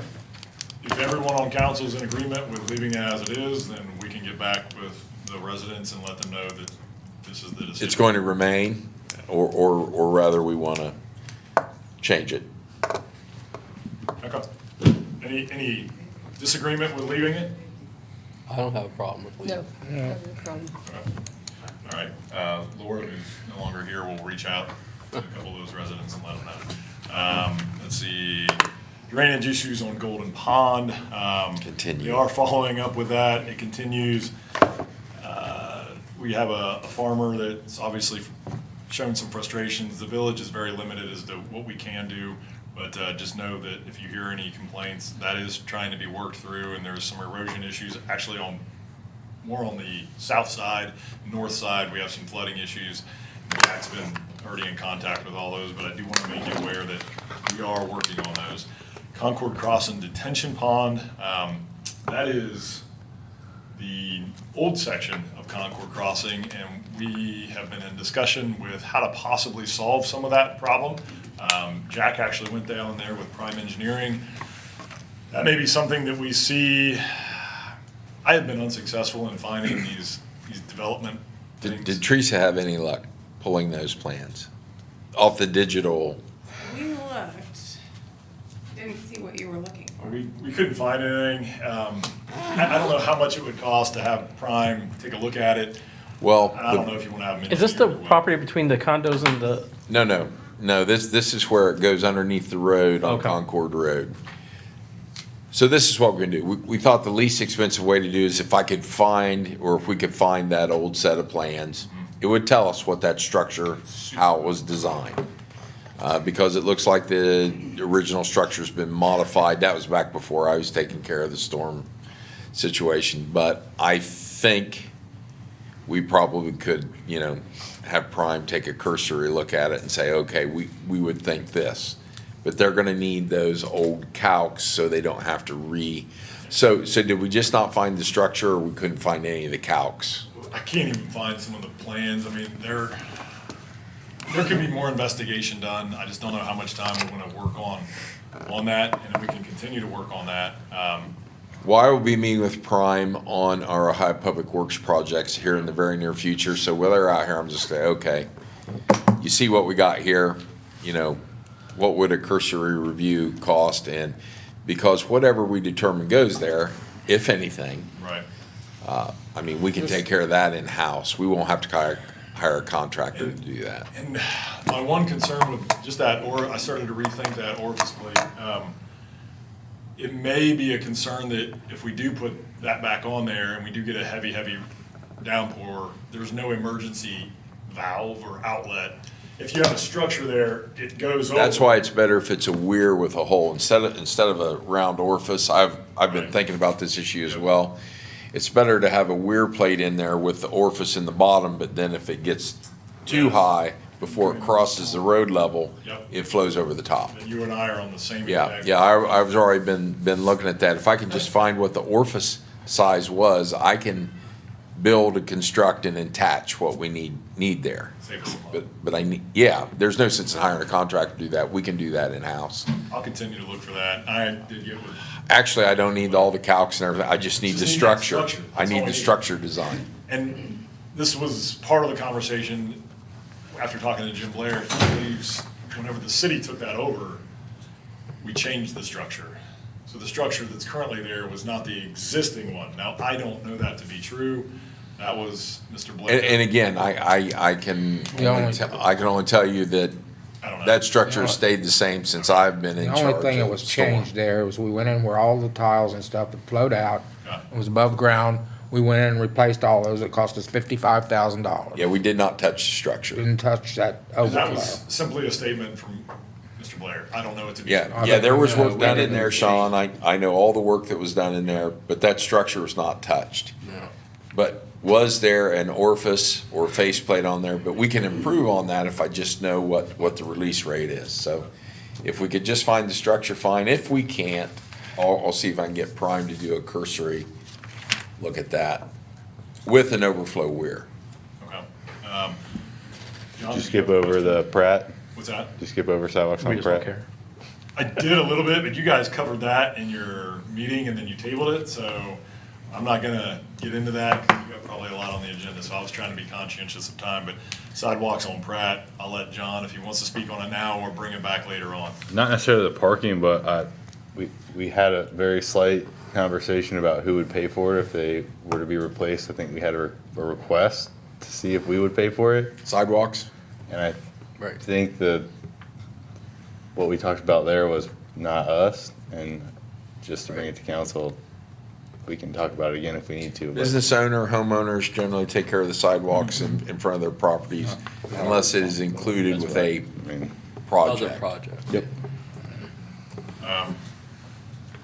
If you're good there, I'll move on. Parks and Rec splash pad, just want to identify, I had some questions from council, and this is a good opportunity, so I don't have to. I love talking to all you on the phone, but I want to make sure everybody's on the same page. So I've had some discussion of how much funding is there that we did get awarded. Splash pad is 150, amphitheater is 250. That is obviously well short of the money that was Requested. would like to update our current parks and greenways plan. And this goes to the conversation of the splash pad and the amphitheater. Everybody's like, well, how can we use that money? Where can we put it? Where should we put it? Our current parks and greenway plan was done by Ohio State University to help some kids get their college credits checked off, and it was for free. Not saying it's terrible, but it's free. And we probably in the near future, not maybe right now, but in the next year or so, want to look at that. I think parks are an important part of where we're going to be going, and having a plan that puts those in place now so that we can, as developments come online or planning happens, we know where to put things in the proper positions. I would hate to see us take, $250,000 and waste it and put it in the wrong spot, just because we felt it was a good area, but gosh, sometimes people that know what they're doing on this can give you a world of insight. Should we wait on that until MKSK is done? I would. I think they're gonna touch on it a little bit, but this isn't gonna be exactly what they do, and that goes to that MKSK, you build a foundation and then you stack blocks on top of it. But we That park decide where we plan want could to, be he wants another to take money away from the planning park. block that you put on top of it. Put a couple things. Traffic signalization. I do have, Wait a second. I do have some questions on that I one. So figured as mine. far as the splash pad, so do we have any traction with the companies I recommended? Did we look at them at all? Okay. No, I'll be Okay. honest, I haven't had a chance to even touch on them. As far as- Because I know we had looked at, Yep. I know close to that price point, we had found some things. Now, I know the idea has been thrown around to buy different property using that money. Of course, now we're not, we've had a change in representation, so we're not guaranteed, the new representative is not guaranteed to be up to date on that project or help us get money. So we'll see what happens. Hopefully, we can still work together on that. But with that, trying to buy land to do that and then make it a larger project, that might not be guaranteed anymore. So I didn't know if we had a, And I did talk to Bailey, because the question did come up from a couple council members about purchasing land with those funds.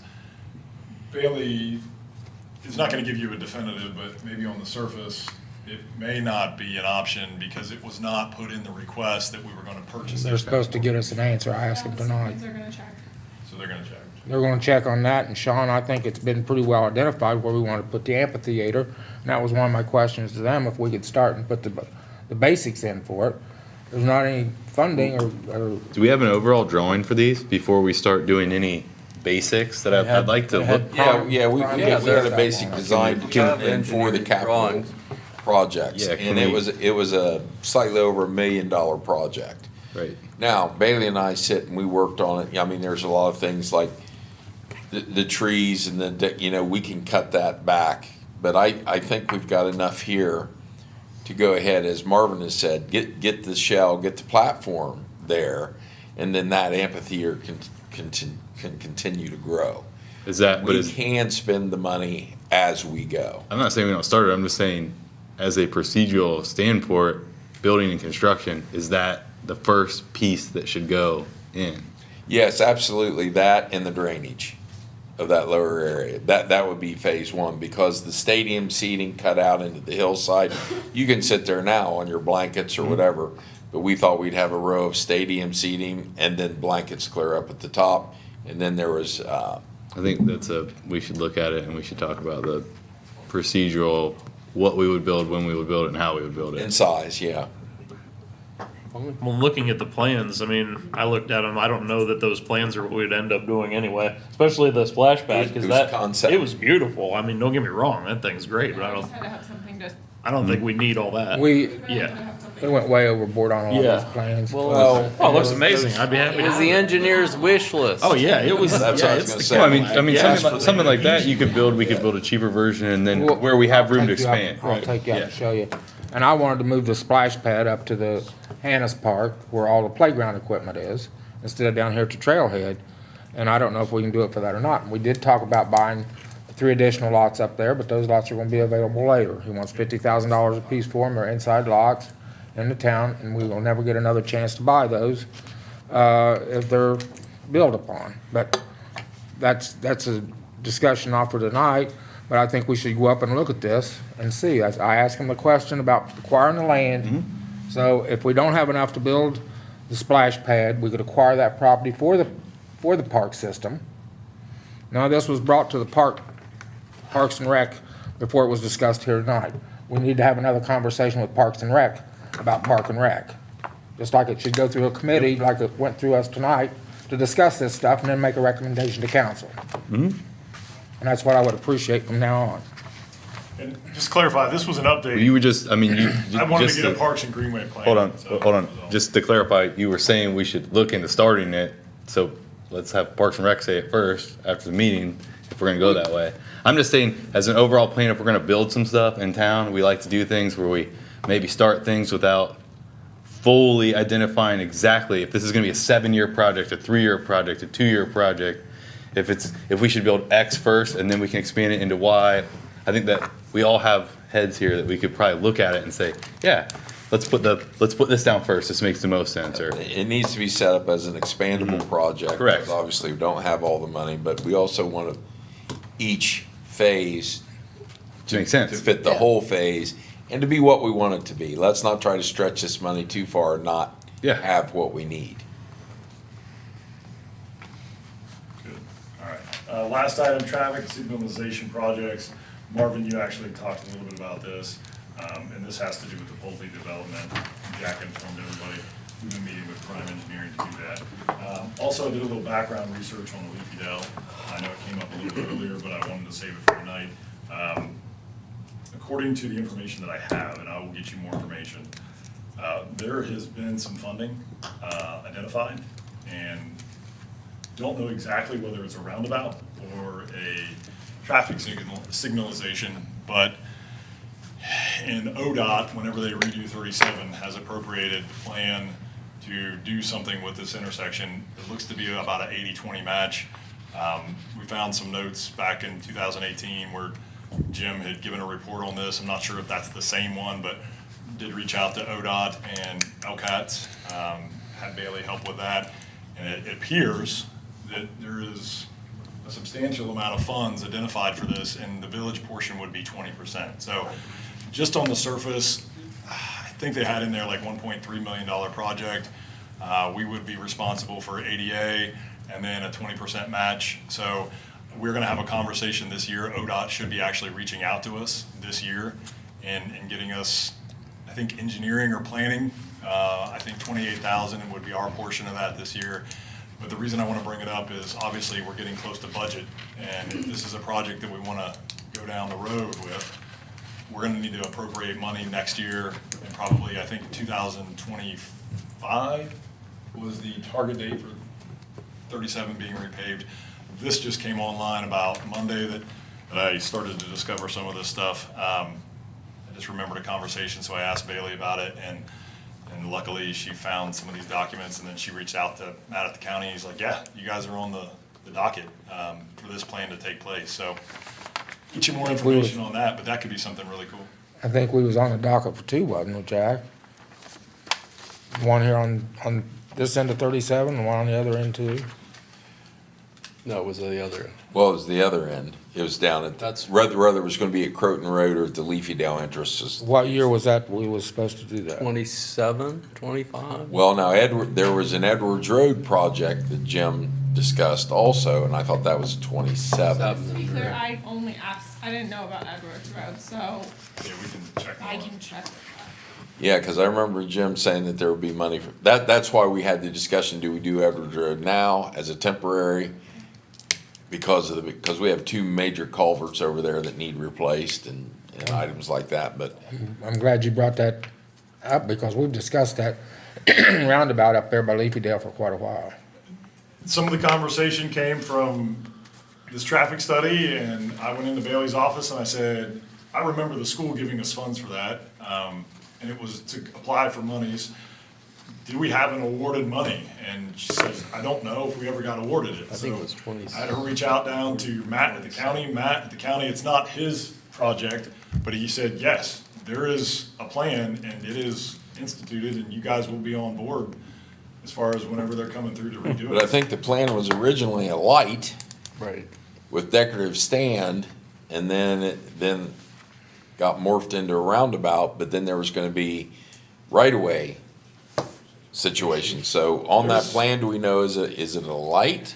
Whenever I looked at it, and I looked at it yesterday, who was it that emailed us from ODOT? Or Robin?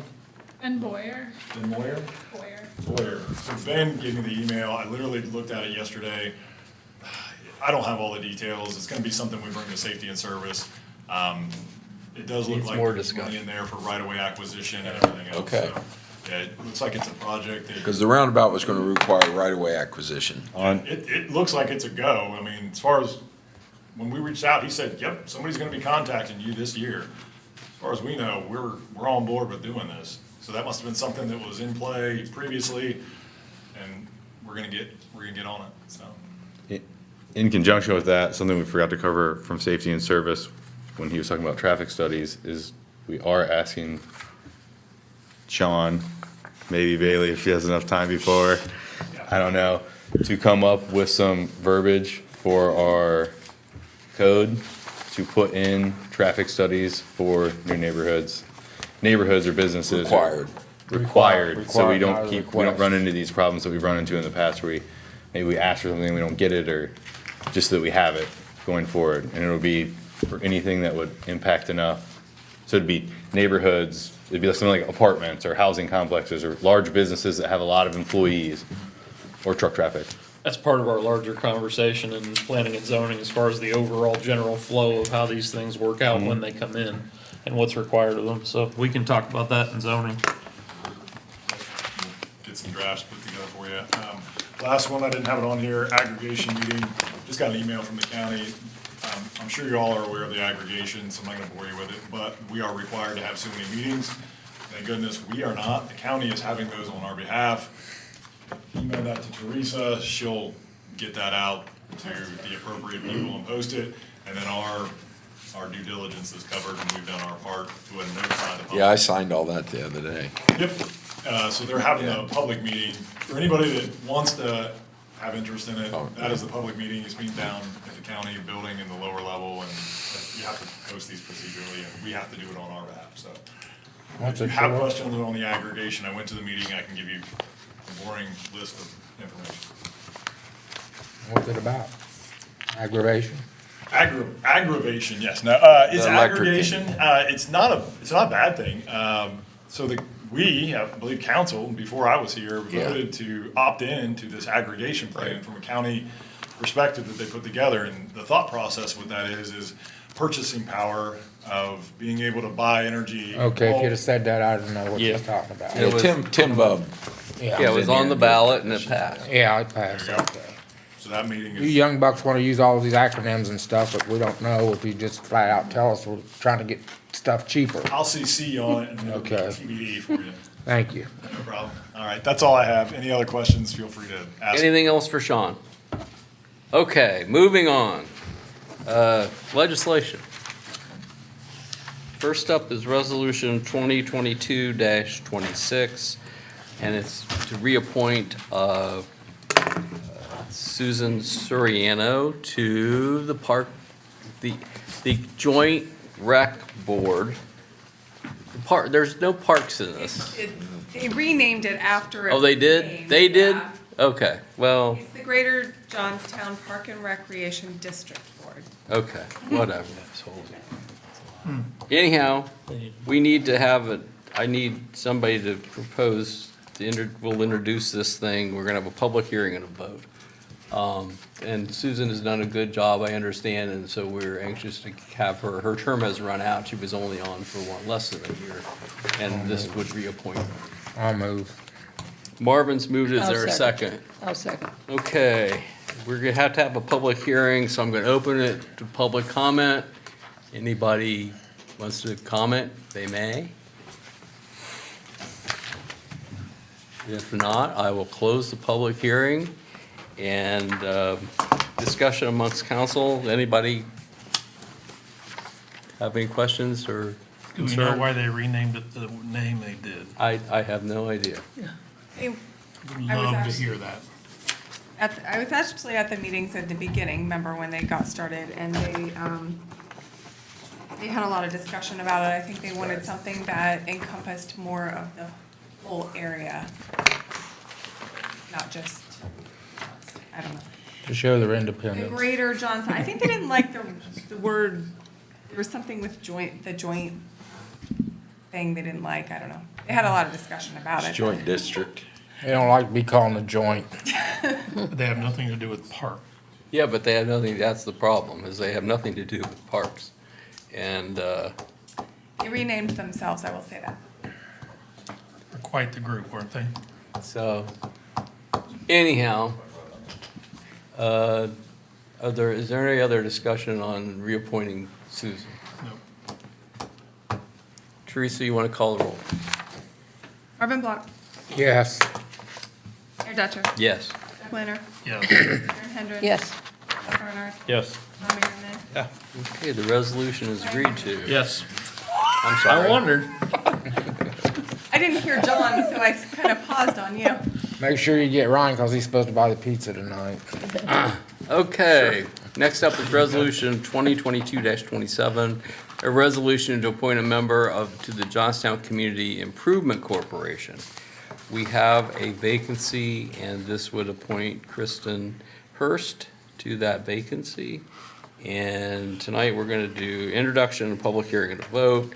So moved. So if somebody could make a motion, I make the motion. I'll second. and Sharon has seconded. So we're gonna have to have a public hearing, so I'm gonna open it to the public. If anybody has any questions, comments, now's the time. Hearing none, we'll close the public hearing. I've known Kristen since she's a little girl, and she is well-suited for this and has the background to do this, and she will do a wonderful job. I'm chairman of the CIC, and I talked to Kristen. She has an extensive background in financing and stuff, and we need somebody strong on that board on financing, so she agreed to serve on it. And that's a real coup for Johnstown. Should be great. Yeah. Any other comments, council members? Hearing none, Teresa, you want to call the roll? Mayor Dutcher, Yes. Doug Blainer, Yes. Sharon Hendren. Yes. John Barnard, Yes. John Merriman, Yes. Ryan Green, Yes. Marvin Block. Yes. Okay, next, and the resolution is agreed to. Next up is Resolution 2022-28, resolution to appoint an interim finance director for the city of Johnstown. Jack, do you want to take this? Well, as you know, we are in the middle of a changeover here, and so we have looked and have been working with Integrity Finance, and they're who we're working with, so we'd like to name them as the interim finance director as we realign and get our finances squared away. So tonight we had to do introduction, public hearing, and a vote. So if I can get somebody to move the resolution. I'll make the motion. I'll second. Ryan has moved it, Marvin has seconded. At this point, I'll open it up to the public hearing. And if anybody has anything to comment about hiring Integrity to be our interim finance director position. I'll just note, the contract is attached. Yes, I saw it. And based on the contract, it doesn't appear that they are going to do much overview or like financial advice for us. It's Right. just mostly going to be the work. The basics. That's the reason we And it put, did say they will be Yeah. working on the budget, so. that's the reason we put you on the finance committee, don't we? Yeah, we need an accountant. So we'll close the public hearing. Questions, comments from council members? Hearing none. Teresa, you want to call the roll? Yes. Doug Lehner. Yes.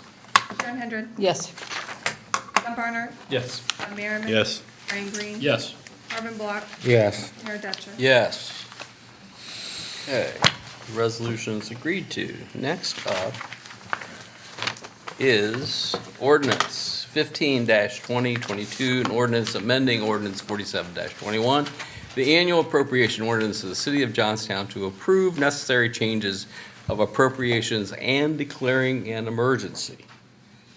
I'm not sure who's gonna lead us through this one. Looks like Donnie probably. Basically, what this is doing is moving the money that was allocated for the former finance director's salary. It's broken up between water, sewer, and the general fund. It's allocating that money to contractual services so that we can pay Integrity out of that fund. And as you see, there's Medicare, medical insurance, OPERS, all the funds that were allocated to her in the budget is just getting moved to that contractual fund to pay them. Yeah, our original thought was we would just pay them out of that salary line item, but they themselves thought it would be better since they're a contractual service to move it in, which made all the sense. So I need somebody to make a motion to approve this. I'll make a motion. Ordinance. Donnie. I'm sorry, pause. If you choose to pass it as emergency, I need the first motion to be, to waive the second reading.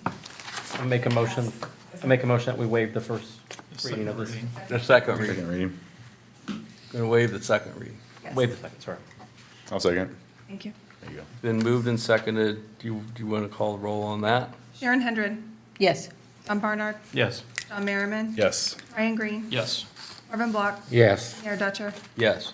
Doug Lehner. Yes. Okay. So the second reading has been waived.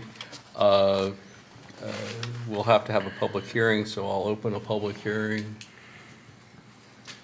Mr. Mayor, I just wanted to add, in case people were wondering why we did this as an emergency, whenever I was on the phone going through the appropriations with them and the discussions about having the money moved from the current position into contractual services, I said, obviously, you guys don't like to do things through an emergency, and they pushed back a little bit, and this is why I put in my notes, they did start the job July 6th, and they have not received dime one yet, and they are very kind, but also they don't work for free. So if anybody in the audience is a little heartburn over the fact that we did this as an emergency, they've been working for nothing as of right now. And if we waited till another council meeting, that's almost 2 months worth of work, and they have been working their tails off. I just didn't feel that was right. And they didn't say they would pull the services, but she said, by golly, They'll think things better may of get us. changed a little bit, and I Scale said, continue doing what you're doing. I will talk to council if there's pushback on the emergency. You guys passed it, but I did want the audience to know that that's why we did that, so, We appreciate that information. Appreciate it. Sean. absolutely. Okay, so we've closed the public hearing. Council members, any comments, questions, discussion? Just so that the audience know, this is not more money for them, it's No, just it's moving money from moving one pot to another. Money around. Taking Dana's salary and paying a new company to do the work that she was supposed to do. Correct? Correct. In layman's terms. Yep, thank you. He'll vote. Okay, so it's been moved and seconded. We've had a public hearing. Teresa, there's no further discussion. Do you want to call the roll? Did someone move in second? Donnie moved it, I'll second. Yes. How about that? Donnie and, Oh, I guess we never really did that. Yeah. Donnie and John, we're good with that? Yep. There we go. Thank you. John Barnard. Yes. John Merriman. Yes. Brian Green. Yes. Marvin Block. Yes. Mayor Dutcher. Yes. Doug Lehner. Yes. Sharon Hendren. Yes. Okay, and that concludes the legislative portion of this evening. Other business? Rusty? Well, this was Teresa and I, as well. Aura. So whenever somebody wants to have an event within our city, they have to fill out an event packet, and within that event packet, there's wages, and I noticed that when our officers are being paid for these events, for special duty, for like Spring Fest, Summer Fest, Fall Fest, whatever events that we want to have here in the city, the rate is not correct. And it's not correct for the officer's wage, and it's not correct for the cruiser if they so choose one. So the current rates just need to be elevated. And I'm Okay. not sure if Jack would want to elevate his rates for his people while we're doing this now. What are the rates, Rusty? The current rate is $38 and for an officer per hour, and $10 for a cruiser. The new rates need to change. Those went into effect in 2020. Why the event packet wasn't updated, I don't know. But the current rates are $45, and for a cruiser, it's $15. Was that passed by council in 2020? I can't answer that. Yes. I was gonna say, if it was, no action is needed, that just needs to be corrected. Can we just correct, I guess that's the question, since. If it was passed by council already, Already, it just needs to be, Packet just needs packet to be needs to be Does it need to be updated. edited We and just come weren't back sure to if council, council needed or? to approve it, or we could just. Well, did- Make that was my question, if they had already approved it and the They've already- packet just hadn't been We can just changed. update The packet. basic Because our edit. council's already approved it, we don't have to. We just didn't want to make a change to something and not know. I know. if Yeah, we could. appreciate it. That's We appreciated. appreciate that. Appreciate it, Rusty. Thank you. Teresa will take care of it. Other business. Teresa, are you handling this next one? Yes, sure. It's all yours.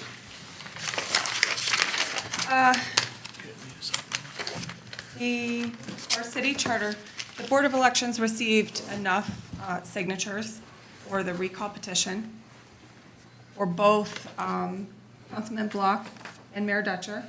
And so we're at the point now where the city charter calls for council to fix a date for the recall election. So there's a window, can't be less than, from the time I certified the petitions to council, there's a window of 30, cannot hold the election less than 30 days or more than 45. So I provided you all with those date windows. There was some discussion about, we'd like to keep it on an election Tuesday. So it's council's, prerogative as to what the date ends up being. I've gotten the Board of Elections input, I've gotten some information, which I've also passed on to you all, so. Now it's your turn to discuss. So.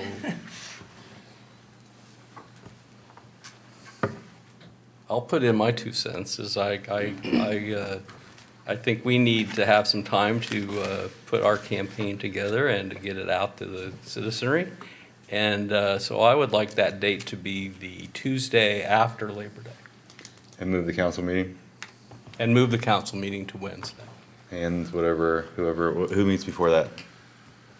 Oh, that's gonna be the finance change. Finance, yeah. Yeah, so if we do, Finance and council maybe. if we do the election on that Wednesday or Thursday, Yeah, you have the What 7th do we and have 9th, there's scheduled? nothing. Neither, the there's 7th nothing. and Already 9th, looked. there's nothing? Nothing. The Okay. 7th, there's not. The 7th Tuesday there is, is, Wednesday there isn't, and the Friday there isn't, but there's We don't something wanna do on it on a Thursday. Friday. But, so you're saying Wednesday and Thursday, there's nothing? Thursday there is. Thursday there's- So, Thursday there okay, is. so Wednesday, Your dates that you can do it where you have no contradiction with anything else sitting in this building is the 29th, the 30th, the 31st, the 7th, and the 9th. I definitely don't wanna move a council meeting. Why? Yeah, that's what I was gonna say, I wanna keep why? us on the same, I wanna keep us on the same keel moving What day would you forward. like to move it to? Move council the council meeting? I'd like to move it to the Wednesday. Are you gonna, so when I miss because I coach my son's football team on that day, which is not scheduled on a council meeting, is that gonna be okay? No. Hey, I would go along with Chip, it's, If, let Chip. Are we also gonna ignore the fact that Teresa had brought to us that the board suggested the 2 dates and one of them significantly is cheaper than on the others? Cheaper? $2,000 cheaper. Which one, date? The 30th. The earlier the election can be held in that time window, the less it will cost because it will save them paying their staff. For early voting hours, they're required to have early voting hours, like for people that go down to the Board of Elections to vote, like if they're gonna miss the election. So their preference was So what- August 30th. but- August 30, which is what day? Tuesday. It's a Tuesday. And there's nothing, and there's nothing in here. In that, there's only 2 Tuesdays in that week. I'm fine with that. I don't want it to be said I didn't want to save $2,000. Just passing along. So I'm fine with that. It's the 5th Tuesday of the month, so there's nothing Yeah, there's nothing scheduled. scheduled. Okay. Anybody else have, put your 2 cents in there and we'll decide. It's already been decided before we come here. When will our campaign Ooh, start? now we're talking about it guys? right now. What day do you want it? What day do you want? Whatever the majority says.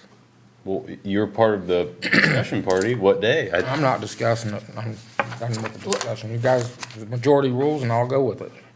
I don't understand what the kickback is here. Why are you pushing back? Are If we you're fine? upset not about pushing something, back. then we should talk about it. We're in a public meeting to talk about it. We have to set a date. Set the date. And Make a motion then. I put one out there and somebody suggested something better that saved $2,000. And I said I would go for the Yeah. 30th. That's fine. 30th, all right. What did I tell you when you initially contacted me, Teresa, Tell me what? about the date? I said whatever council decides, I'll go along with. Yeah. Yeah, it's fine. I said, if there's another date you want to do it, that I'm happy with the 30th. I want to know when and how are we going to campaign? I want to start campaigning. No, we don't Well, discuss we can't discuss that in Okay, here. all right, we'll So discuss it. Okay. if you Yeah, as want long as we get a legitimate election where both sides get a chance to get their side message out of out, there, yeah. that's all I was for. And so it doesn't interfere with the council meeting. Okay. That's the other thing I was for. So what date are we talking about? The 30th. 30th, okay. August August 30, which is a Tuesday. If you don't have any more discussion about it, I would like, first, We're going to make a motion. If somebody will make a motion and somebody second it. I make a motion, we have it August the 30th. my water up there. Before we I'm not lose laughing at you, I'm Teresa. laughing with you. No, I did too right before the meeting. Excuse me. Thank you. Anyhow, Thank you. we'll give her a second to, Sorry, my foot's been dry and I thought I'd make it through. so it's been moved and seconded. So Teresa, any further discussion? For August 30th. August 30th. So More chit chat. Teresa, you want to call the roll? Between Maybe. sips. Maybe I will. John Merriman, yes. Ryan Green, Yes. Marvin Block, Yes. Mayor Dutcher, Yes. Doug Lehner, Yes. Jen Hendren. Yes. Tom Barnard. Yes. Thank you. Okay. So we have to have an executive session to consider compensation of a public employee Just Jack and just Jack and David. Sean. No. No? I think Sean Why? and David. David. Oh, Dave. David. Yeah, Sean can go home. Lucky Sean. It's with Jack. Dave. Is that it? Yeah, Okay, Dave. so somebody has to move the, I move that we move into executive session with Jack and David. Dave Council.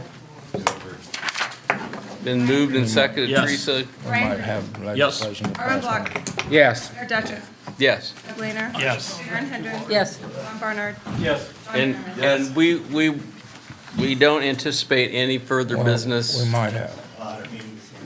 David's got contract. Well, I'm gonna give either of you the opportunity